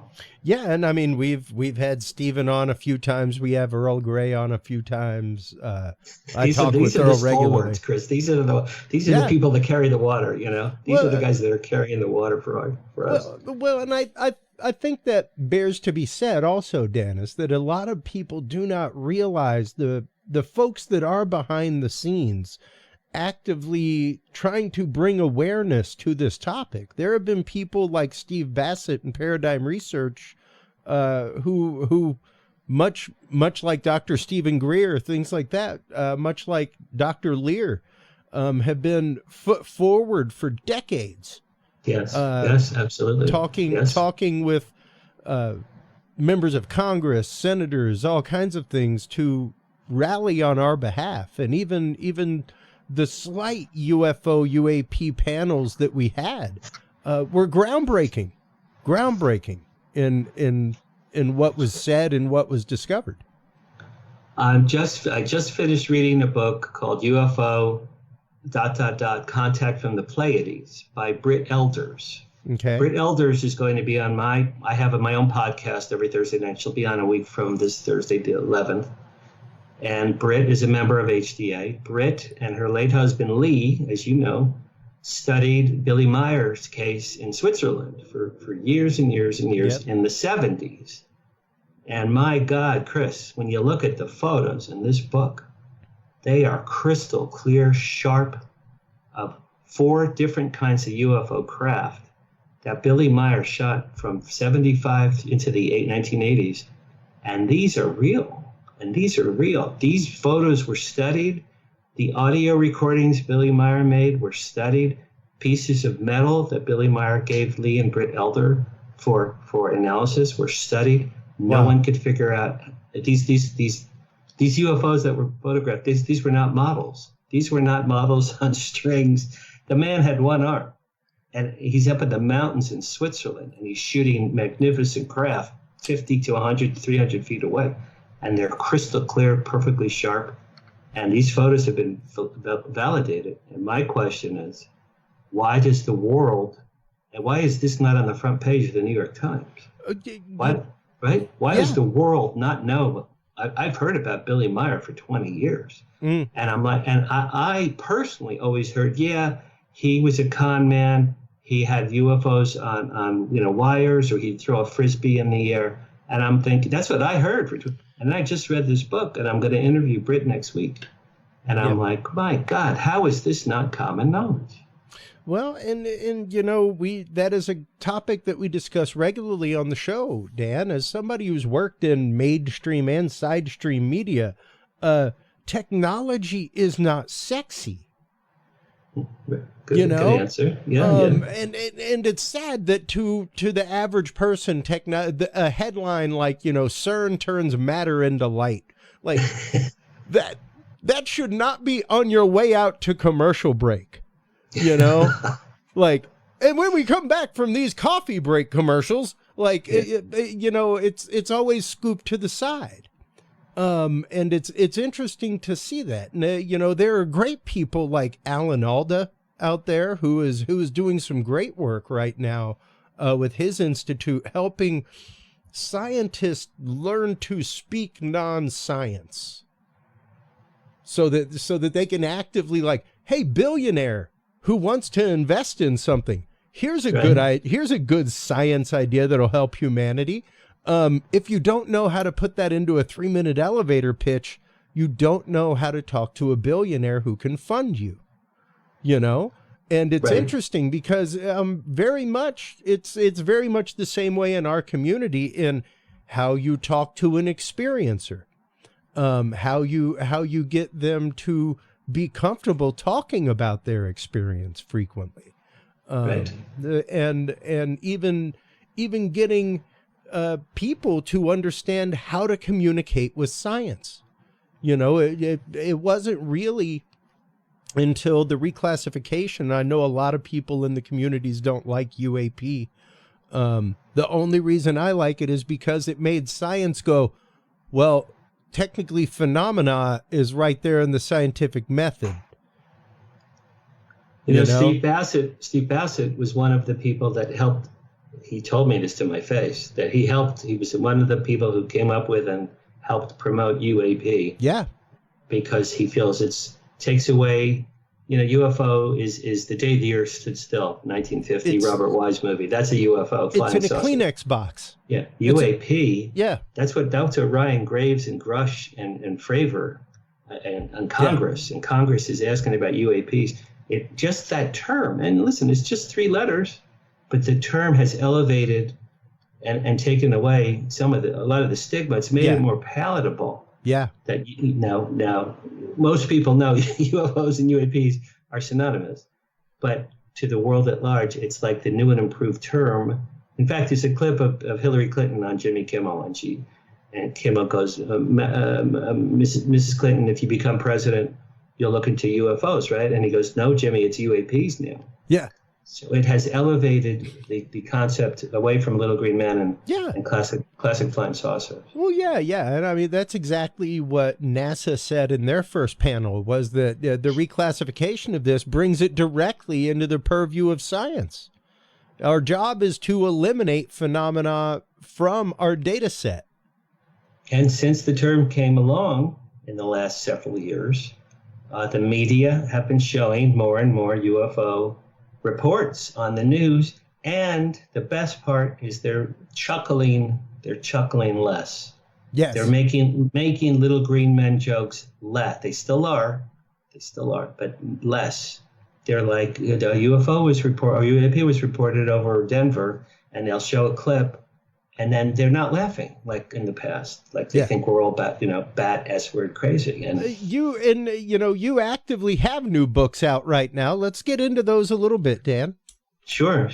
In the last three weeks, and I timed these to coincide with, I just turned 68 years old on June 17th, right after Contact. I came back from Contact, and I turned 68. And I had 2 books lined up that I've written in the last 2 years, and they're right behind me here. One is called My Paranormal Life, Supernatural Stories from a Hollywood Insider. That's my paranormal memoir, I'm calling it. Those are real life stories, Chris, that I've been having in the back of my head, man, my whole life. Ghosts, poltergeists, angelic voices, spirit guides, remarkable coincidences, things that have happened in my life that are very, very hard to explain other than to say that it was a paranormal experience. And people are loving this book. It came out May 4th, so about a month and a half ago. All right. And just some quick stories. When I was 5 years old, I remembered this my whole life, but I never wrote it down. When I was 5 years old, I was climbing up a very tall billboard sign in my hometown in New Jersey with 2 little girlfriends I had, neighbors. And 5 years old, I had to be a 30-foot tall billboard sign. We climbed up this sign. I fell off, Chris, from the top of the sign, flew through the air, on my back, looking up at the sky. And I remember this vividly, thinking, oh my God, I'm going to die. And I'm 5. I'm falling through the air in slow motion, looking up at the sky. I wake up. I don't know how much time. I actually had missing time here. I woke up, I don't know how much longer, in a stranger's house 2 blocks away from my parents' house on a couch.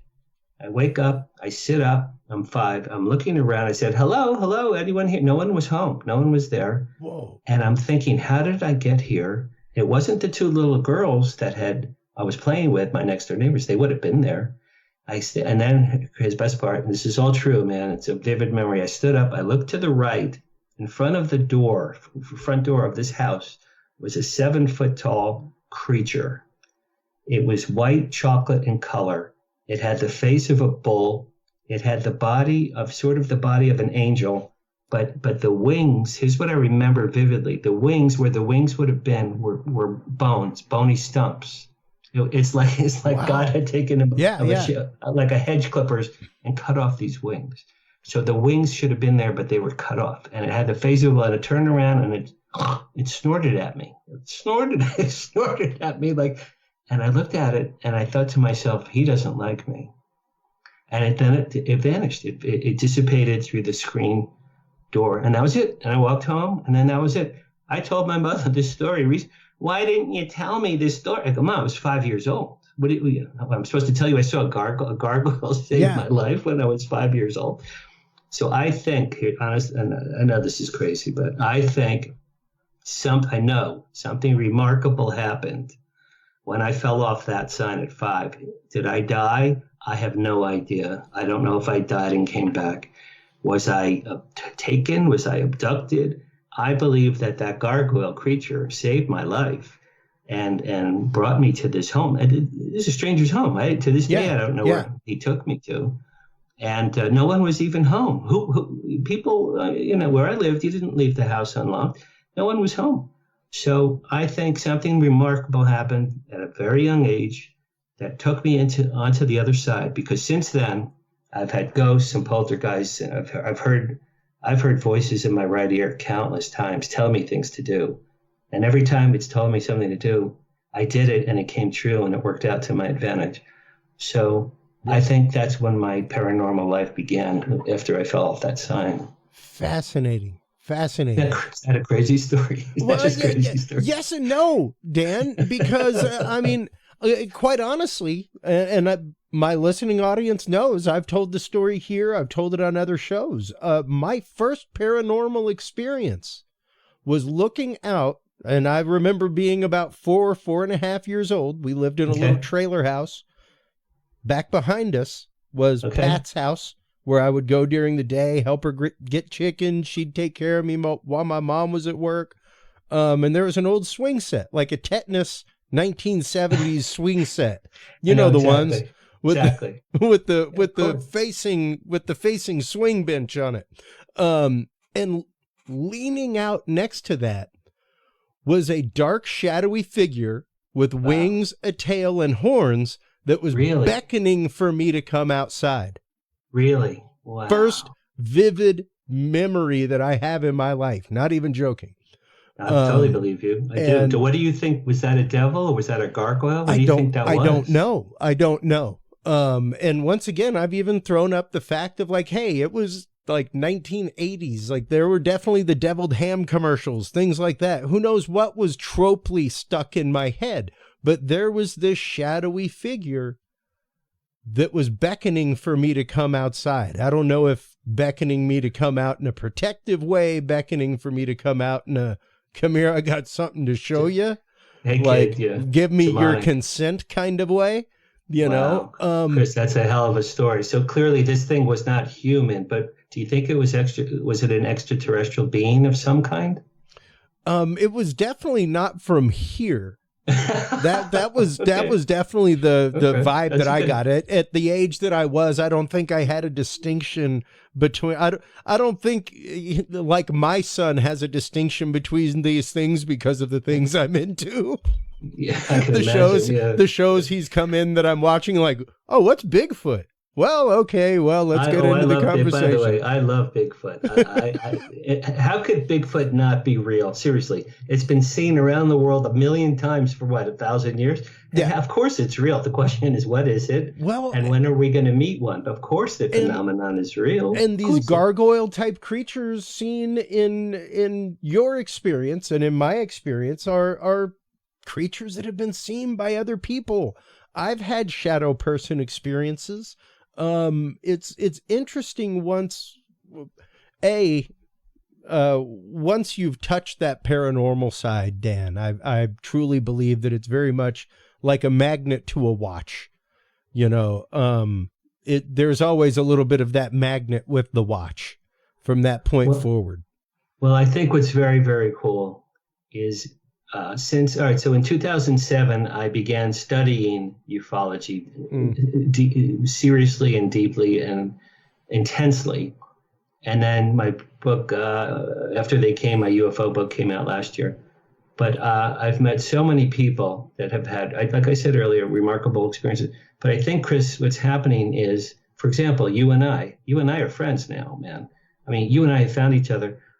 Earl Grey is literally one of my best friends. I have dinner with him. Nick Pope is one of my best friends. Yeah. When he's in LA, we have dinner. We, those of us who are open-minded and open-hearted, I say if you have an open heart and open mind, we are, and the HDA, perfect example, 150, 200 people, total strangers, right? Most of the people in my group never even knew each other.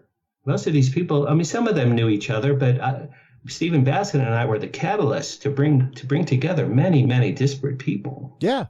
Under one roof. We are finding each other. We are creating our own communities. That's what HDA is. It's a community. And it's been an honor for me to be part of something where people with like-minded experiences and open mind, when you go to a MUFON meeting or an HDA event and you tell remarkable stories, people don't go, oh, BS, that's BS. People are like, come up to you afterwards, tell me more. What did the creature look like? How tall was? These are people who are really into this whole thing. Same in Contact in the Desert. I had people coming up to me talking about my dad and working on UFOs, and people were asking me questions and really good questions too. So we are finding each other. And people like you are helping with your outreach to coalesce these different groups together. Well, and books like yours, Dan, not only the After They Came, which we had you on about the first time, but your new one, My Paranormal Life, the idea that these things happen throughout your life if you're open to seeing the fact that they may have. If you're open to realizing that, and once again, getting people comfortable with that conversation, getting them okay with being able to tell their story, being able to recount something that, hey, maybe it happened, maybe it didn't, but when I was 8, I remember this. Exactly right. Exactly right. I interviewed Earl Anderson last week, and did he tell you his story when he was 3 in the car?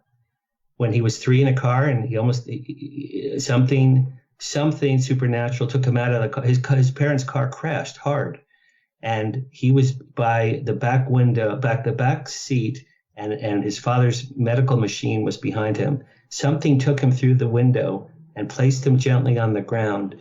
Had he stayed in the car, he would have been crushed by this huge medical machine. He told me the story the other day. He was 3. And he said, Dan, I call it my miracle story. An angel or an alien or somebody literally saved my life, pulled me out of the car through a closed window, I might add. Wow. So like you said, my gargoyle, I was 5. Earl was 3. An angel saved him with 3. This stuff happens. These things really happen. And the more they're discussed and brought out into open, more people will be less harsh with their criticism. Yeah. Yeah, absolutely. And that's just it. It's about being able to open and broach the conversation, being able to have the conversation and, letting people understand it's a very intimate look into your life, Dan, even the idea it is. Yeah. I mean, during put all COVID, these stories out. I wrote 5 books during COVID because I was bored. This was my catch-all. This book was my kitchen sink. Three UFO sightings in detail.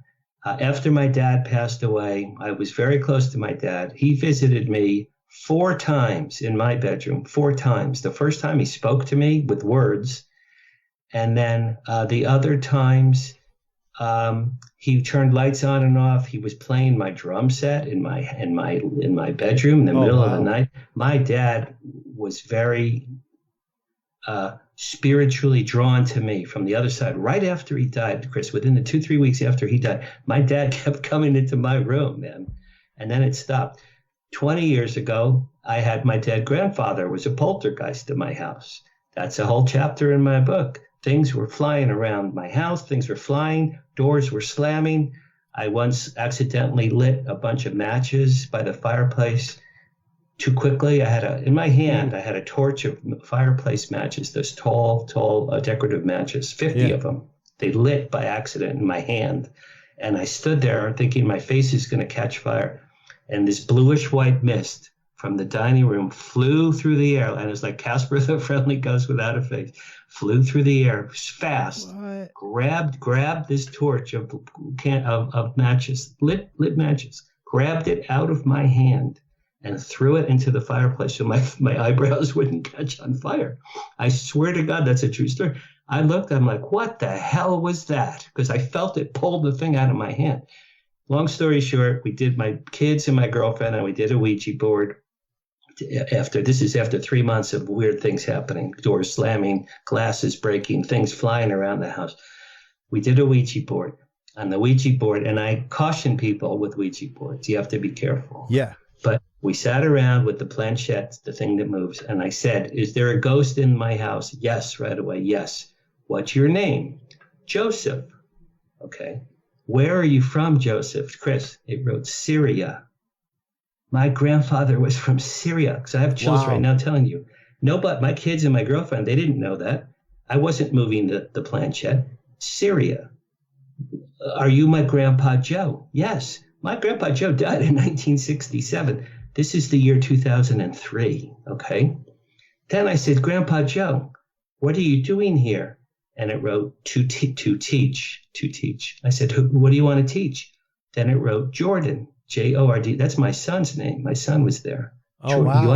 what do you want to teach Jordan? And then it wrote something. He was an Orthodox Jewish cantor. It wrote a sentence in Hebrew, Chris. It wrote a sentence in Hebrew. And I later had the sentence translated. The sentence was, I am sorry, I am a stranger here. I am a stranger here. So I start crying because I loved my Grandpa Joe died. I was 11. I said, Grandpa, I love you, man. I said, but you got to stop. You got to leave my house. You're scaring us, because it was slamming doors and stuff. Yeah. You're scaring. Please leave. Chris, then the thing went yes. The planchette went yes. That was it. Nothing ever happened ever again. I was there for another year. Nothing ever happened. Wow. It was my Grandpa Joe. And the guy died in 1967. This is how many decades later. So this is the first paragraph right here in my blurb. When that happened to me, I realized that supernatural stuff can really happen to normal people in everyday life. That's when I realized there's something going on, man. Well, and, more and more, especially talking to people like Les Velez from Opus, things like that, it is interesting to see the crossover of phenomenologies, Dan. Even whenever you talked about, your love for Bigfoot a minute ago, the idea that Bigfoot and UFOs are now crossing paths, Bigfoot and portals, I know. Things like that. And it's like, we've got to be able to open the conversation. I know that for some people it may be a fantastical conversation. All right. But at some point, entertaining the idea of the mythical lowland gorilla over tea and crumpets was, that was farcical and mythical too, until 70 years after we actively discovered that the thing was real. So yeah, it's do you watch The Secret of Skinwalker Ranch? I do. Watch that? I do. All right, so Did you see, I'm sure you did, this season, they have a dead cow bone that had been bitten through with a tooth. And the only explanation is a dire wolf. A dire wolf. Dire wolves have been gone for tens of thousands of years, and it's the only explanation. So I watch that show religiously with my daughter. We love it. It's pretty wild. And there are stories of a dire wolf being on property. At least that's what the people called it. Because it was a dire wolf coming. Yeah, the skinwalker is a shape-shifting thing, like a man wolf, and maybe it's this dire wolf, and maybe it's coming from, they've proven there's a portal above the triangle. There is definitely something there, from the readings that are there. And I'm a big proponent of it is more than likely basically like a radar reflection, like an electromagnetic reflection of a high iridium meteorite underneath that area. Interesting. Is that what you think it is? That's what I think it is. It's basically like a projected electromagnetic field. My daughter and I think it's a crashed UFO craft that broke into it because they call it a debris field under there. I think it's chunks of a craft that still is perhaps signaling, ET call home, because they always get that 1.6 gigahertz signal every time they're there. It's like this craft is like, help, find me. We've been buried for 2,000 years. Come get us. But even then, to bring this back to the Disclosure Alliance, back to books, back to the paranormal, and back to understanding that there may be a connection between these things, between other paranormal spots and UFO, UAP activity, between people's paranormal experiences. It's even interesting to see some of the work of Kathleen Martin and where it has gone with experiencers and some of the abilities that they come back having. It's interesting. People have been asking me. I'll ask you your opinion on this recently, because I've seen 4 UFOs. The last one was a contact. But so I've had ghosts and I've seen UFOs. I've not seen aliens, but I did see a gargoyle, whatever he was. But people have been asking me, Dan, do you think extraterrestrials and ghosts are somehow related? Now, I think that's a really great question. And my answer, Chris, see if you agree. My answer is, well, both are interdimensional beings. They're both interdimensional. Because I know my father visited me. I know 4 times. I know it was him because he told me, and I know it was him. Yeah. My father visited me 4 times after he died in my bedroom. Well, he was dead. So that's interdimensional. Clearly, it has to be. I've not seen an extraterrestrial being, but people have, and people have had experiences with them and touched them and talked to them. Goldie Hawn, do you know that story? Yeah. She saw one when she was 21. Her and Kurt Russell are dream interviews. I know. I've been trying to get them in the HDA. List. I know. They keep, so we want $150,000 to walk across the street to shake your hand. Everything with them is money. But I would say, clearly, some ETs are interdimensional. Yeah. Some are from other planets, star systems, or galaxies. Some live under the oceans in the U.S. on the planet Earth. Some, I think, are time travelers, and I love that one, because if they're us from the future visiting, wouldn't we go back to watch Christopher Columbus? I'm a big fan of the work of Dr. Michael P. Masters, which very much extrapolates out the fact that especially the Greys, things like that, may very well be us from the future.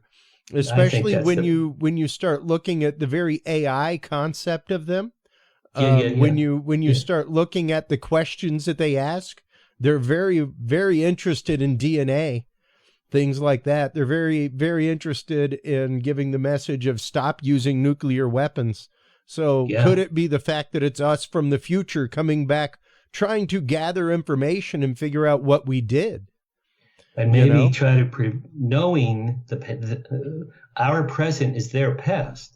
So knowing, let's say, God forbid, the year 2035, we blow each other up and it's the end of the earth because of nuclear whatever. Yeah. Maybe they were coming back and saying, hey, you guys, you don't have much longer. You need to steer the ship better because we know Yeah. See, that's why if they were to reveal themselves, Chris, and tell us, we're you from the future, we know what's going to happen on this date in the future, you guys are going to destroy each other. I think we'd get this, the shit would be scared out of all of us on Earth. We go, oh my God, if they're telling us, well, they know this is going to be true. Maybe we should start re-steering the ship of planet Earth better. Well, and really trying to make those human connections of empathy across the board with each other better. Yeah, Dan? Yeah, but look at, I don't want to get into politics, but Donald Trump is not the most pleasant man, and he's all about anger and hatred and violence. Even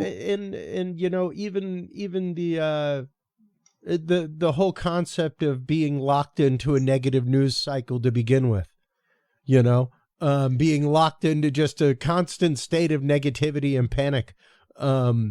Especially since the debate. I know it's been very. Oh goodness! Where is JFK or Reagan or couldn't we just ask them questions about aliens? Clinton, Obama. Where is a leader to rise from the ashes and say, look, America's not doing real well. I'm 45, not Gavin Newsom, but a young, energetic guy who is intelligent, who could perhaps lead us. Take the ball forward, not two old men who want to go backwards in time. It just doesn't make any sense, Yeah, no, exactly. It doesn't make a whole lot of sense, and it's one of those even my wife and I were talking today. We really need people who at least have one kid, one actual child, so that you understand the impact of what's being built. So it's always right there in your face. Grandchildren off in the distance are cool, but no, we need a little bit more connection, and we need a little more connection across the board, period, Dan. Even whenever it comes to people's experiences, even whenever it comes to understanding somebody's paranormal life,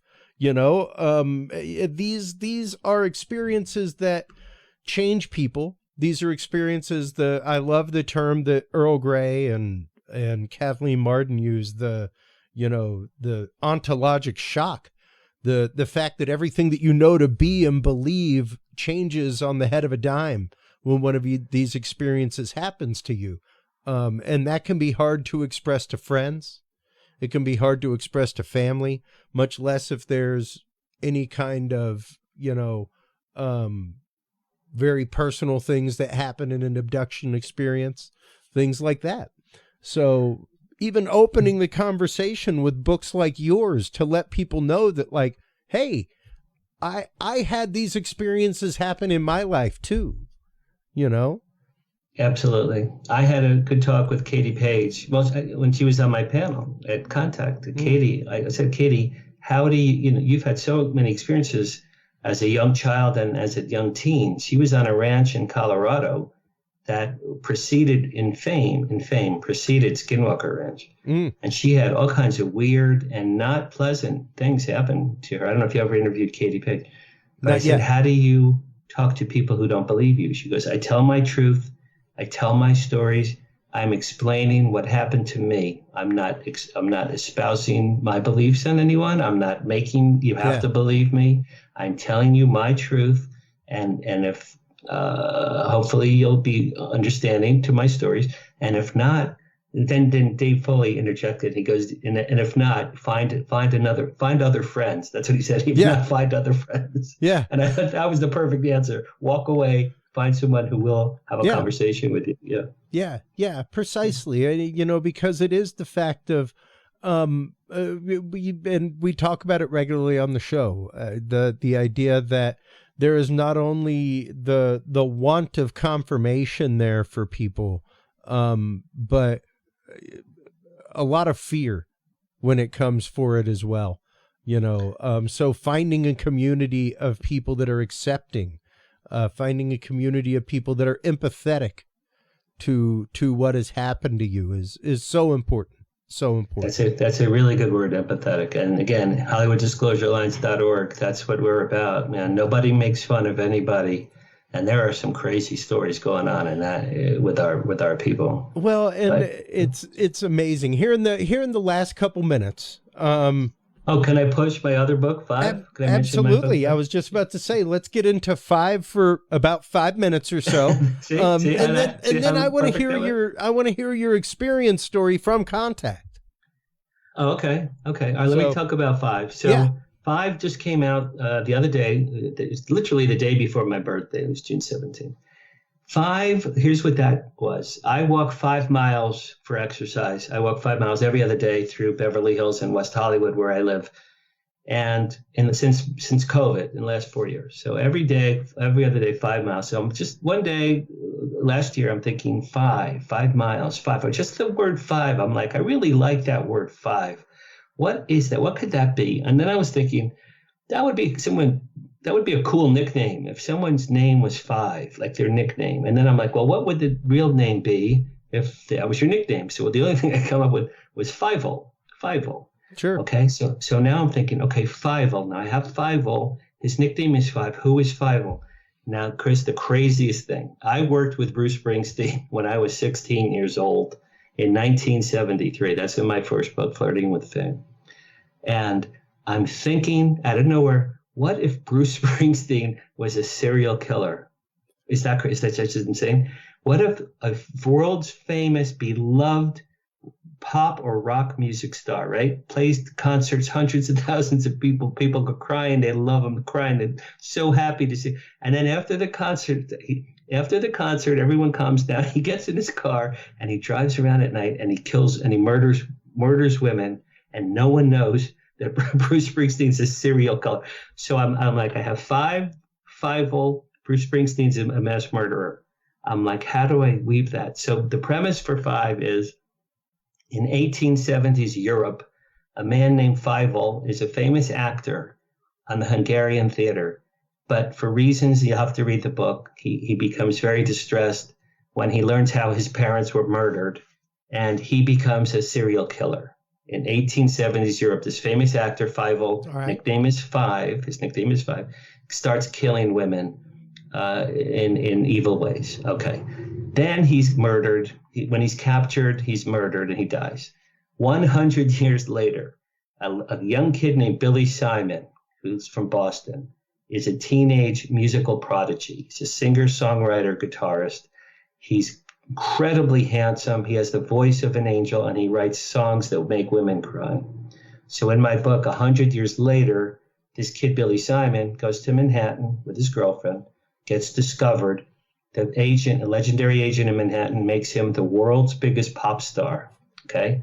Unbeknownst to him, when he was a little kid, he inherited, became the reincarnation of the first guy.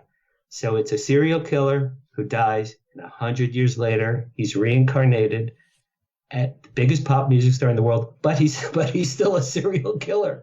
And that's what 5 is. It just came out of me. I wrote it in like 4 months. It just spilled right out. And it just came out the other day. That is fantastic. And what a birthday gift for yourself to, it really to be was. able to That's get exactly, something like really that was. off the project bench. And I love it. And I did George Norrie's show 2 days after my birthday to promote both my new books. I said, George, you're my birthday present to myself. That's I great. thought that was pretty cool. That is epic.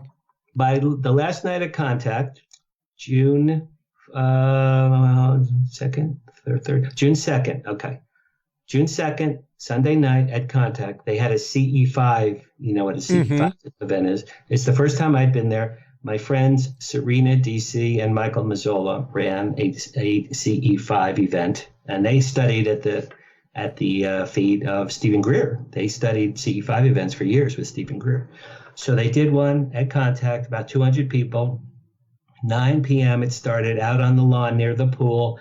We're all holding hands, 200 people, looking up at the sky, crystal clear sky because it's Palm Springs. Yeah. Beautiful, nice, warm night. And we're looking up and it's like the leaders are saying, hello, space brothers. We love you. We're sending good vibes. We want to meet you. So our hearts are open. Our minds are open. Please communicate with us. We want so much to meet you. We want to see you. Please come and talk to us. So that was from 9 till 10:30 p.m. And it was very cool, Chris. I thought, this is really quite lovely. I'm an open-minded person.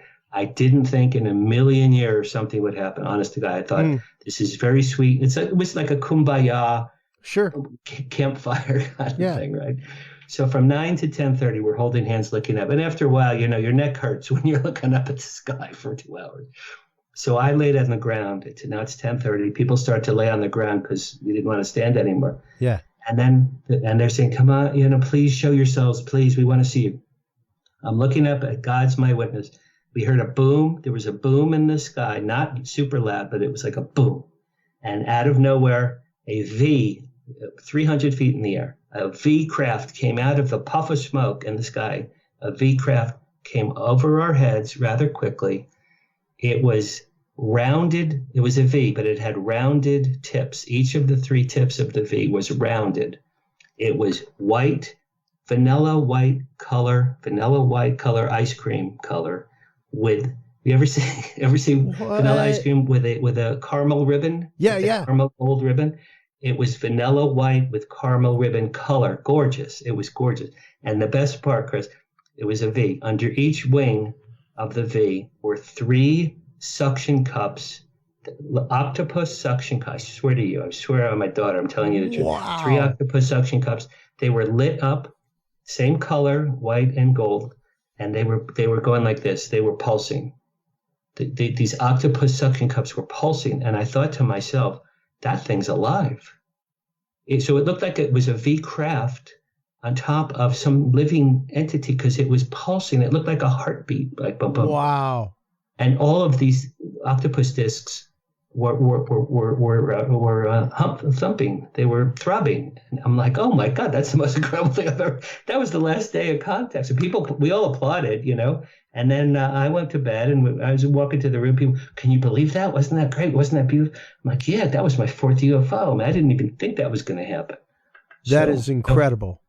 It was a great way to end contact. I've got the CE5 app. There's a community here in Austin. I have highly considered getting involved and going to some things. It's always been try one. It's always I wasn't expecting anything, honestly, Dan, and it happened. It's honestly one of those, and I've talked about it on the show. I'm a little wary, mainly for the aspect that is very similar to a Ouija board.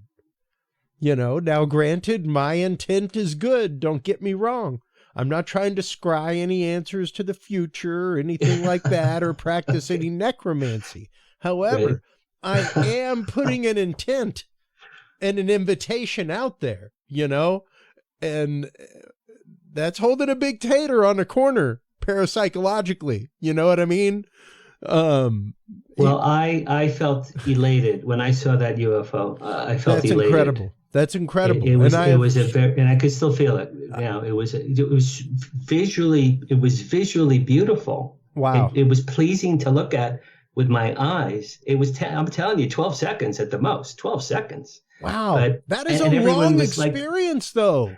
I'm going to say 12 seconds, if that long. And you're thinking, get your camera, take a picture. If I had not done in that, 12 seconds, within 5 seconds, you still haven't fully functionally realized what the hell you're looking at. By this time I saw it, and so it was 2 seconds, 3 seconds later, it's gone. Yeah. So there's no way to get a picture. And it's interesting, Dan, to even talk about that. The idea that, like, you think I'd have my camera out immediately. No, man, like, something like that. I had it in my hand, Chris. I had it in my hand for an hour and a half. I'm taking pictures of the sky every so often, just random. Yeah. But in those 12 seconds, I didn't have it in my hand, and that's what had happened. Wow! What an incredible experience, and to have that experience with other witnesses, with other people who really wanted it to happen. Yeah, and some of my good friends of mine, several friends of mine, were in that crowd. It was a communal, warm, lovely thing. It happened on the last night. That's beautiful. I'm asking Michael Mazzola because he filmed it. I'm trying to get film footage. I would love to see if he got that on film. Yeah. Yeah. And you know, you asked me a minute ago about what I believe about craft, paranormal, things like that. I am a big believer in vibration, Dan, by all of all grades. Of all classes that I made decent grades in, it was science. And I remember very distinctly learning in like 9th grade, we are all 90% empty space. By all atomic measure, everything else, we're you and I right now, despite the vast distance between California and Austin, Texas, we're sharing an electron shell by all of that chemistry that I learned in high school, you know. We are a conscious individual vibration, and that energy, once created by physics, cannot be destroyed. It can only change form. So I choose to see it as the fact of an octave of music, what have you. We are consciously attracting this physical matter right now and moving to the next vibrational level. You know, a 3-dimensional object leaves a 2-dimensional shadow, and a 4-dimensional object leaves a 3-dimensional shadow. That's a good line. That's a good line. So, I believe, I agree. It's one of those, like, all we do is vibrate 1 octave higher and move into the next range. That's all. So yeah, we are just adjunct in the universe. And that's for me the source of paranormal, especially whenever you're talking UFO experience and whenever you're talking extreme UFO contact, you know, to bend space and time, to travel through a stable wormhole, things like that, would require an incredible electromagnetic field and some incredible technologies that would require very high vibrational rates. And much like standing near a microwave dish at a broadcast station where it says, "Don't stand near this," right. There's reasons for that. It's the vibrations. Take an ear of corn near that and see if you don't end up with popcorn real quick. Well, Chris, like I said, when at that UFO sighting, there was a bang. There was a bang in the sky, and it wasn't like thunder. It was just loud enough that you'd heard it, but it wasn't a scary. It was like something just, and then there was there was a wisp of smoke. I looked at the source, and then that's where this thing came out of. I mean, it came out of a hole in the sky. I'm telling you, it came out of the hole. It wasn't like it was far off, because there were 200 people looking at the sky. Yeah. We would have seen it. They would have said, "Look at the left, it's coming," right? Yeah. It would have been coming for a while. It just bang, puff of smoke, it appeared, and it just shot across the sky and then just vanished. It appeared, it was like, "Hello, we just wanted to say hello. We were in the neighborhood. All 200 of you guys, we know that you've been praying to meet us. Here we are. Yeah. Oh, we gotta go. We can't stay. We gotta go."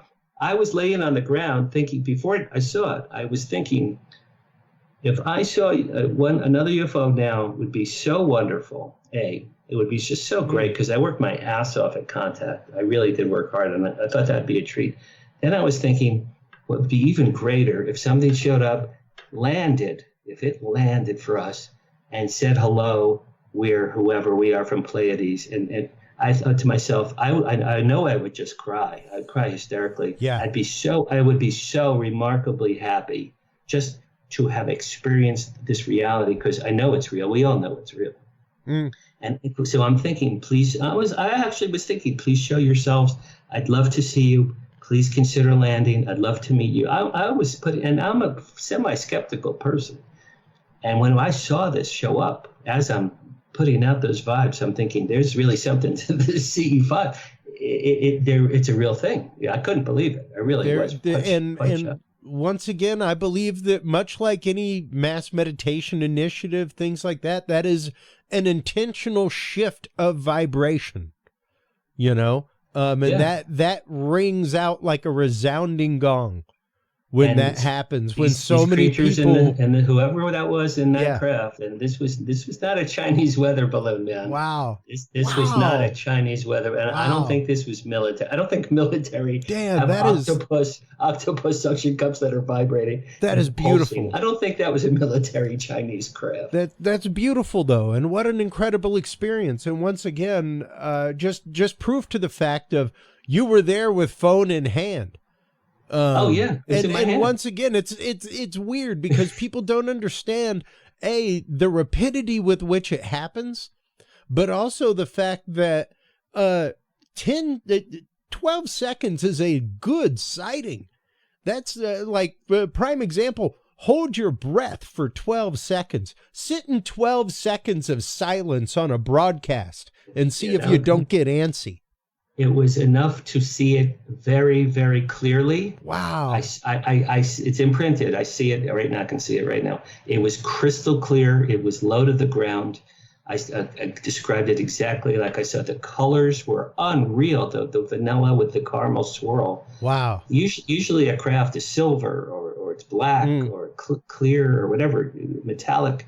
This looked like ice cream, like flying octopus ice cream is the best way. Wow. I never even knew a craft could be visually beautiful in color. I never knew that before.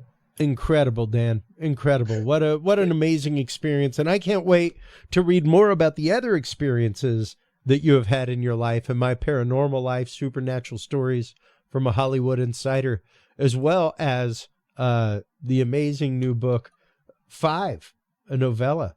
That sounds really, really cool. Thanks, man. I think 5 is, do you remember, I know we have to wrap. Do you remember the Rod Serling show, The Night Gallery? Oh, yeah. Loved it. Well, I loved that show, man.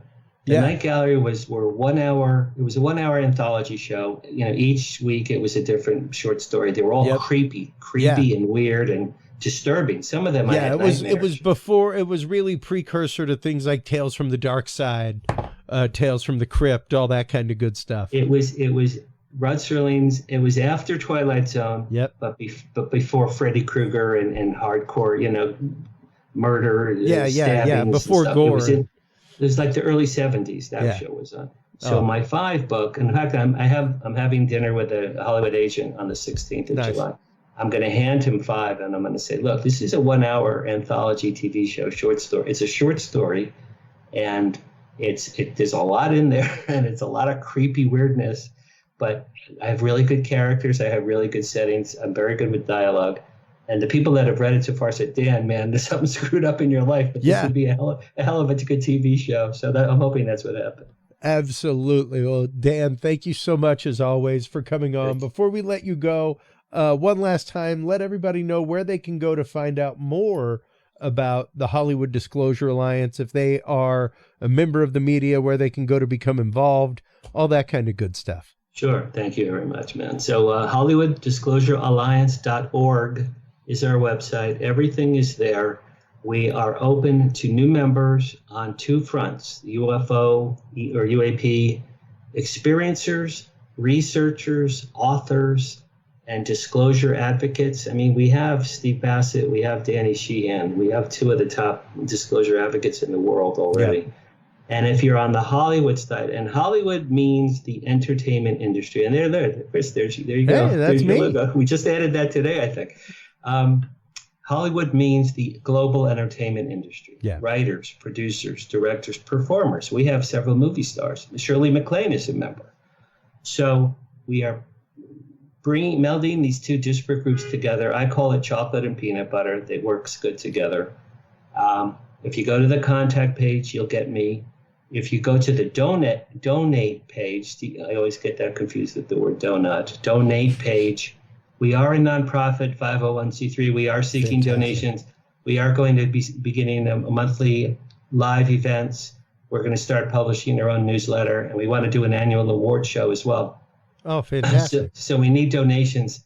So on that website, if you click the donate page, you'll see that.